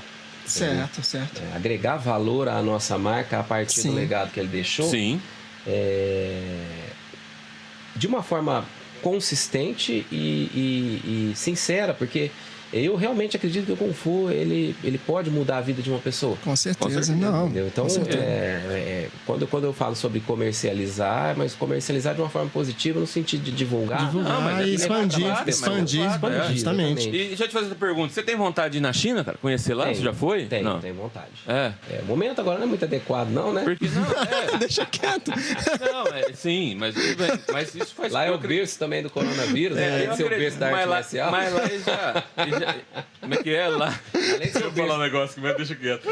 Mas lá já tem um antídoto, né? Já saiu preparação na frente, né? Porque é interessante, né? O cara querer conhecer a cultura, né? Querer conhecer a cultura da onde se originou toda a história, toda a essência de vocês de lá, né? Ele conhece a cultura indiretamente, através de estudos, né? Mas você quer mandar o cara pra China, velho? Mas eu pretendo. Eu pretendo conhecer sim. Lá nós temos. Cara, deve ser uma loucura que lá. É uma outra realidade de vida, né, velho? Quando você fala em Kung Fu, o berço do Kung Fu foi o templo de Shaolin. Então eu tenho muita vontade de conhecer. Legal. Hoje o templo de Shaolin ele é onde vivem os monges lá também, né? Isso, tem monges. Legal. Monges são os monges guerreiros, tem monge guerreiro até hoje lá, praticando, estudando budismo. Cara. E hoje eles permitem intercâmbio, né? Então, até porque a China ela está buscando uma divulgação ampla do Kung Fu a fim de popularizar para fomentar a questão de tornar esporte olímpico. Né? Então, hoje é possível. Eu tenho um amigo, filho de um professor aqui de Leme, que mora na China. Olha aí. Então, hoje, eu sendo professor de um estilo tradicional, né, nós temos a genealogia do estilo documentada, né? Então, o meu estilo, ele nasceu... Quem desenvolveu as primeiras técnicas da águia foi um monge Shaolin. Olha aí. Né? Então, assim, a minha genealogia nasce no templo de Shaolin. Então, se eu chegar lá com a minha genealogia, o templo... Eu consigo fazer um intensivo, consigo fazer um... Você já tem qual que é a influência dos arquétipos na arte marcial? Você quer dizer em que sentido? As imagens de animal, né? Não, mas influência em que sentido? A influência, você falou sobre a águia aí, a técnica da águia. A técnica da águia. Sim. Tá, você quer... as bases técnicas, tá? Porque, como eu disse inicialmente, o Kung Fu surgiu a partir da observação do comportamento dos animais. Verdade. Então, propriamente o estilo da águia surgiu a partir a inspiração foi quando um monge Shaolin viu uma águia lutando com uma serpente, né? Então, altura. A águia então tentando capturar a serpente se defendendo. Então aquilo era uma luta de Kung Fu. Verdade, legal. E com a inspiração que os monges já têm para o combate, a partir dali começou-se a observar com uma frequência maior, com uma intensidade maior e desenvolver as primeiras técnicas, né? Então nós temos hoje cada observação de movimentos animais deu origem a um estilo. Nós temos a serpente, cegonha, tigre, garça, louva-a-Deus, águia, leopardo. É muito... Eu já lembrei, foi do Kung Fu Panda, moleque. Nós é muito vasto, né? Então, exatamente. O Kung Fu Panda é o seguinte, eu recomendo para criança que pratica Kung Fu. Por quê? Se você... normalmente as pessoas assistem com aquele intuito de diversão. Sim. Mas comece a observar... Tem os ensinamentos, né, cara? O que os personagens falam. Então, nós temos lá o Sifu, né? O Sifu é o termo usado para designar o professor de Kung Fu. Eu sou um Sifu, né? Acima do Sifu é o mestre. Então, se você analisar, tem toda a hierarquia lá. O Sifu, acima do Sifu, o mestre é aquela tartaruga que faleceu. Se você tem uma passagem que ele está treinando Tai Chi. Legal, né? cara. E embaixo de uma cerejeira. Bacana, sim. Né? Então, e o que ele fala para o Sifu não preocupado, mas meu Deus, quem é esse panda, né? Então aquilo é a essência do Kung Fu, você transformar uma pessoa que eu fico arrepiado. Não, cara, é muito bacana você conhecer o contexto, né, cara? O contexto é você transformar alguém que não tenha o mínimo de potencial num guerreiro. Podemos ver o Panda lá, né? Tá aí, Robson, tá aí, irmão. Tem a esperança pra você. Você tá falando só porque eu sou gordinho? Na realidade, não existe o Kung Fu Panda. O estilo Panda não existe. Não existe, né? Mas o Panda... Ele pega o dragão, né? Ele foi inserido naquele contexto exatamente para mostrar que o Kung Fu não é apenas para águia, para serpente, para animais velozes. Qualquer um pode. Né? Eu sou ágil como uma serpente, o outro é forte como um tigre. Não, eu não sou tigre, não sou ágil, não sou forte, eu sou um panda. Tá aí, Robão. Mas eu posso me tornar... E veja como é curioso, né? Tem uma passagem no Kung Fu Panda que ele passa o tempo todo atrás de alcançar o pergaminho, né? E a hora que ele consegue derrubar o pergaminho, ele abre o pergaminho. Não tem nada. Aparece. Não tem. Não, sim. Aí o Sifu fala pra ele assim, ó. O pergaminho tem tudo que você precisa para se tornar um mestre. Aí ele abre, mas não tem nada aqui. Aí o Sifu mostra pra ele, fala: olha na fonte da sabedoria. Quem é o verdadeiro mestre? Aí ele olha, aparece o reflexo dele. Olha que doido. Então aí ele busca. Só depende dele mesmo. Pega a dica, bebê. Na verdade, esse é o ensinamento. Só depende de você. Isso aí, então é incrível. Eu quero ver essa mensagem. O Kung Fu Panda é uma aula de filosofia chinesa. Olha aí. Se você começar a observar fala por fala, item por item, o que o Sifu fala, o Sifu já é aquele professor que ainda não tem a sabedoria de um mestre, né? Aí o mestre vem, ensina para ele que não cai um fruto de uma árvore se não tiver o tempo certo, né? Então é incrível. Bacana, e quando ele sente que o Sifu está preparado é quando ele vai embora. Né? Hoje, quais são os projetos hoje aí, além de ter mudado já o endereço lá, né? E por conta da pandemia, está voltando aos poucos as atividades na academia? Sim. Nós estamos restituindo, né, as aulas. Já estamos com 3 horários, né?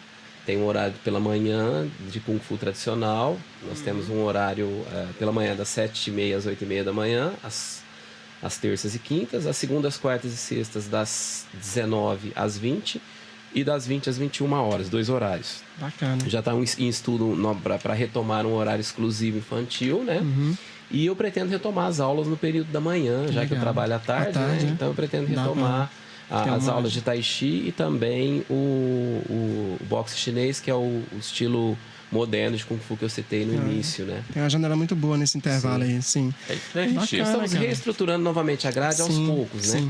Até porque a situação da pandemia ela não está totalmente resolvida, não tá. Essa variante Delta aí, ela trouxe um certo temor. Eu estava ouvindo um áudio hoje de manhã, falei, gente, o negócio tá meio estranho, hein? Estranho, né? Então nós já estamos com 5 pessoas aqui, né, na UTI, né? Sim, verdade. Estávamos com 4, aí tivemos uma 5ª internação, então são 5 leitos de UTI ocupados com pacientes de Covid. Né? A própria medicina diverge sobre a variante Delta, né? Sim. Eu já vi especialistas falando que ela é menos letal, já vi especialistas falando que ela é mais letal.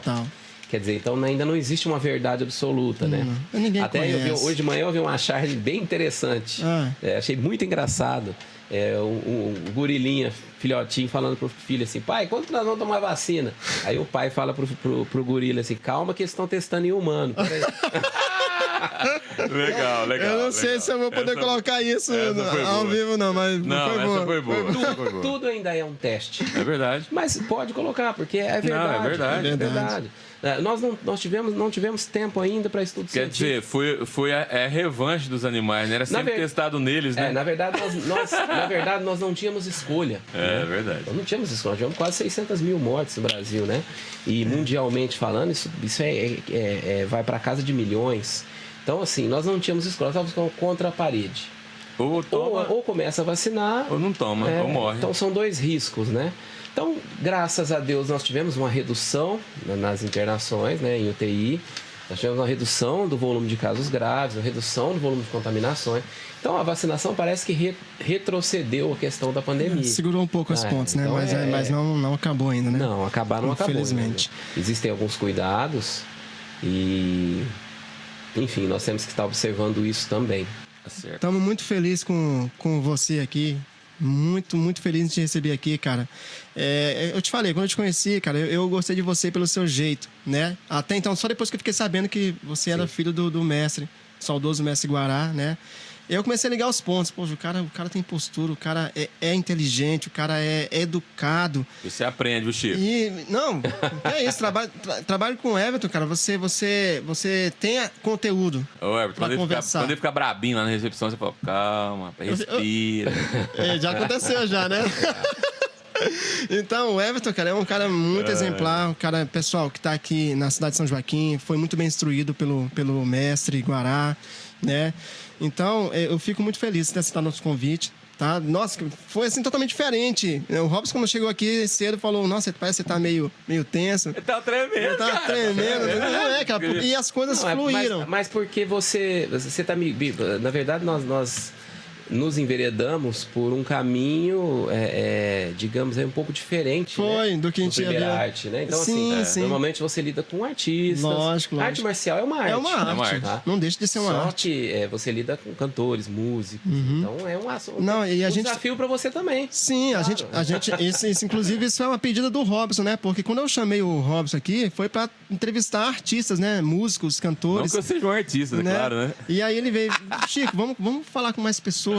E, cara, tá dando muito certo, viu? Tá muito bacana. E nós vamos divulgar também seu trabalho aqui, tá? Não, eu agradeço muito. Vamos divulgar, a polícia te ligando, mas tá acabando já, tá bom?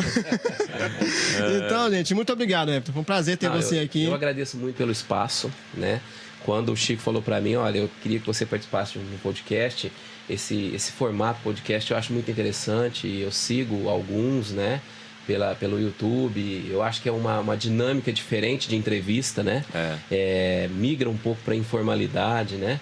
E acaba se tornando aquele bate-papo, né? Sim. Então, nós estamos numa mesa conversando, batendo papo sobre um assunto que evolui para outro, e a gente vai, entre aspas, né, no bom sentido, se perdendo na conversa. Lógico, e ganhando muito com isso muito também. Mais conteúdo, né? Eu apaixonei pelo Kung Fu, cara. Eu achei que era só chegar e... Mas já passou da idade, acho. Não, que passou de idade, menino novo, rapaz.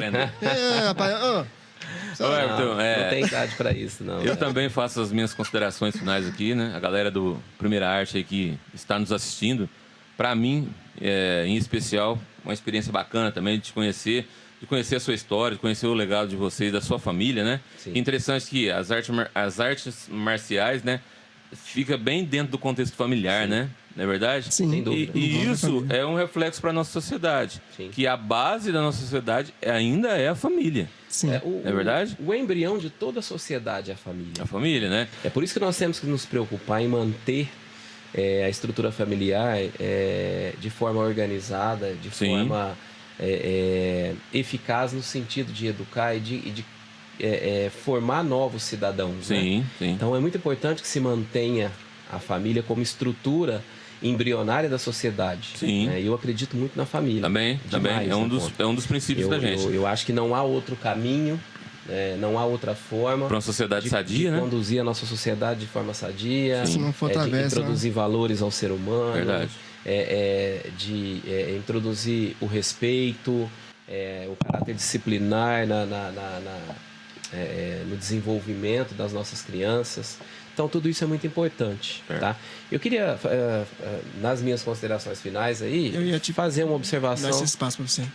Sobre a questão política, né? Sim. O Chico brincou, você vai ser candidato na próxima e tal. Eu pretendo sim, tá? Ainda está um pouco distante, mas eu pretendo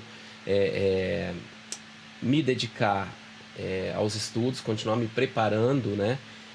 Talvez uma pós-graduação em administração pública. Legal. Porque eu penso que São Joaquim da Barra é uma cidade muito potencial. Com certeza. Nós temos uma população ordeira, uma população, de uma forma geral, honesta, uma população apta ao trabalho.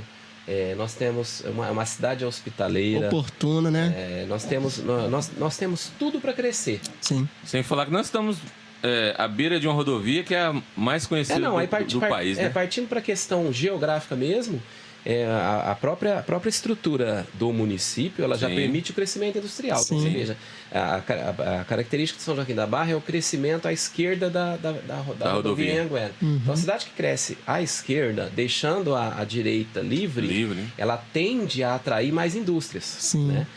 Nós estamos num centro micro-regional, nós estamos exatamente na metade do caminho entre Ribeirão Preto e Franca, o que torna São Joaquim da Barra um centro micro-regional. Né? Então, nós atraímos toda a região para o nosso comércio local, que aliás se desenvolveu muito.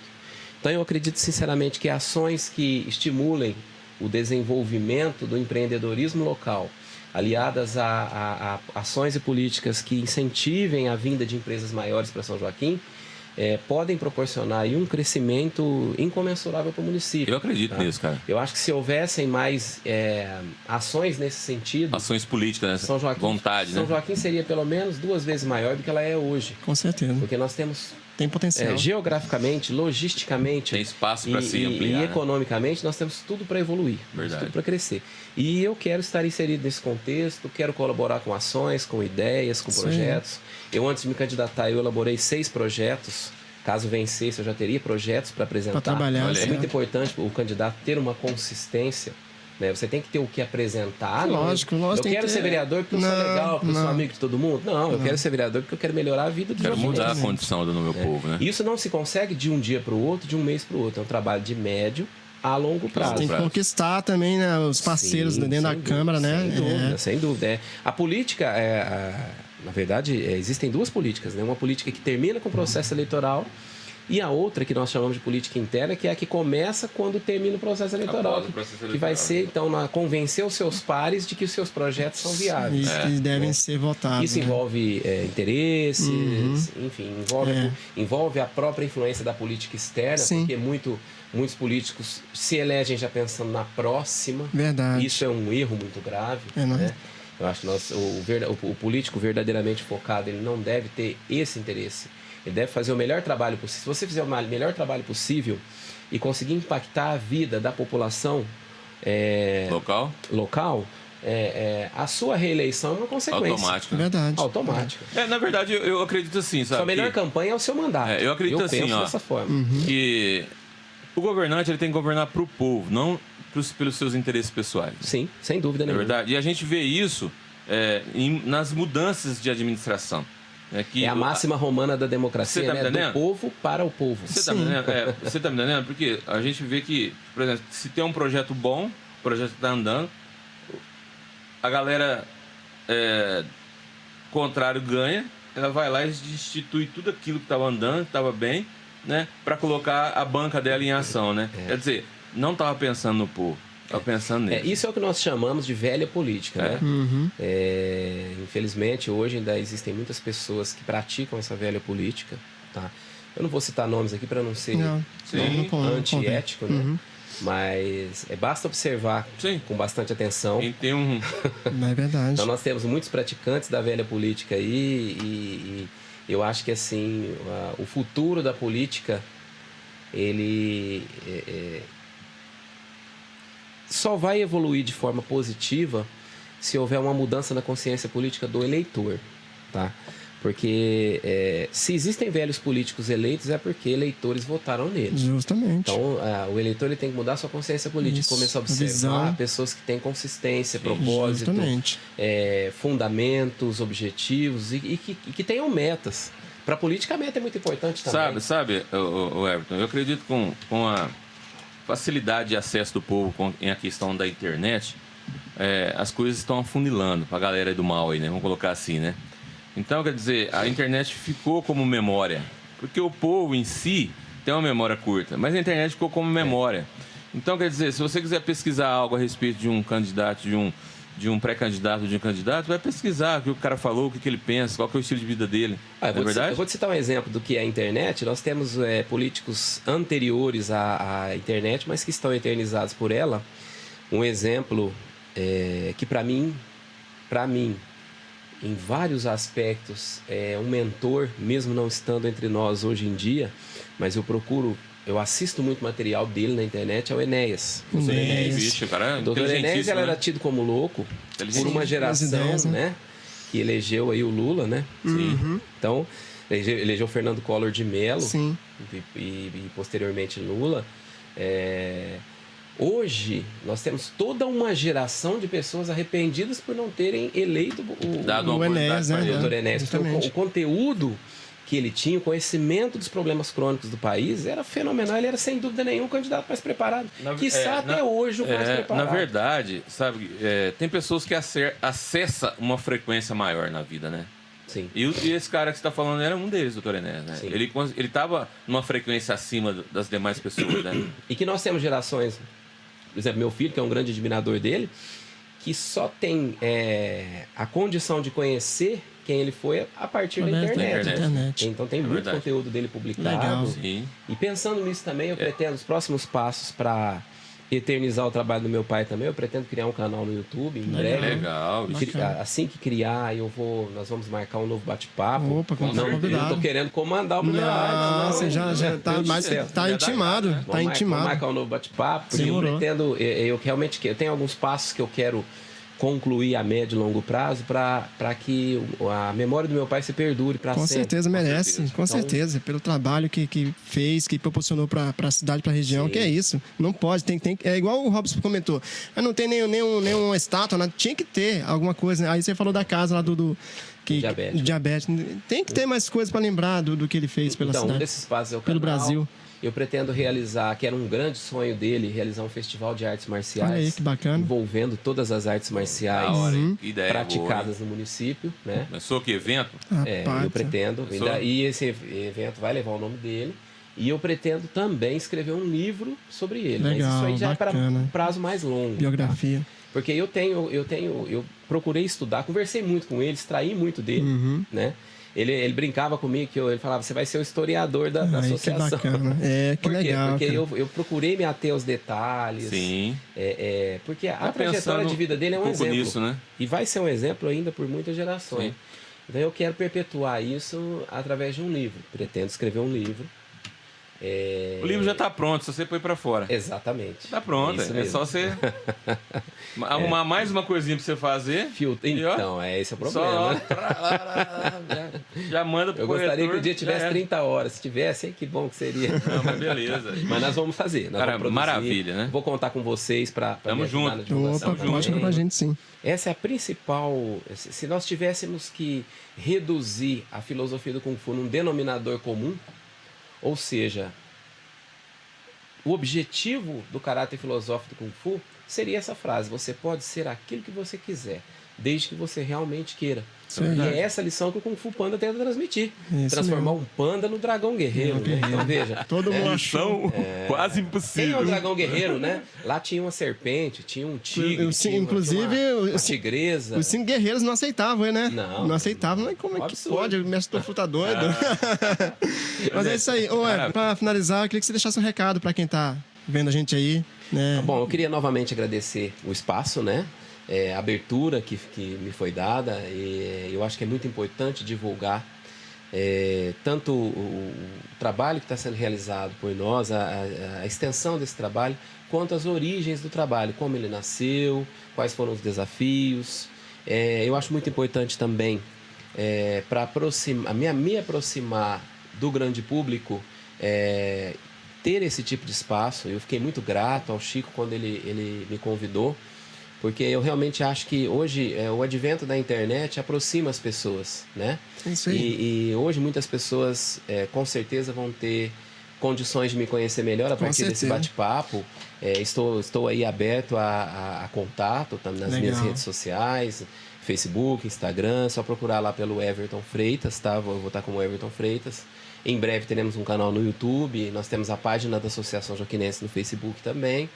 E pretendo expandir mais a minha atuação nas redes sociais, porque hoje é o principal meio de comunicação. Sim, com certeza. Nós temos toda uma geração que desacreditou da televisão. Né? Meu filho, eu tenho um filho adolescente em casa. Meu filho não assiste televisão, ele assiste somente tudo que ele busca de informações, ele busca na internet. Que legal. Mas infelizmente, cara, não tá seguro essas informações que a gente tem na grande mídia. Exatamente. Então eu acho que assim, a internet ela veio para libertar as pessoas, justamente, democratizar a informação, de uma mídia oportunista. Justamente. Nós vivemos sobre a influência aí de muito tempo, né? Sem dúvida. De algumas redes. Influência equivocada, né? Infelizmente, mas nós acordamos. Sim. Robson, suas definições finais. Aí, galera do podcast, Primeira Arte, um abraço. Fique com Deus e até a próxima. Deus abençoe. Pessoal, muito obrigado aí mais uma vez, tá? Curte, compartilha, se inscreve no canal. E, pessoal, até a próxima. O Elcio vai deixar aí o canal dele pra vocês, o WhatsApp. Depois eu vou postar também aqui, vou editar no vídeo. Edita no vídeo. E depois nós vou estar deixando todas as minhas redes sociais aí, os links. E o WhatsApp é 16 99192 1698. Nós temos tudo para fazer a diferença e só depende de nós. Valeu. Abraço, gente.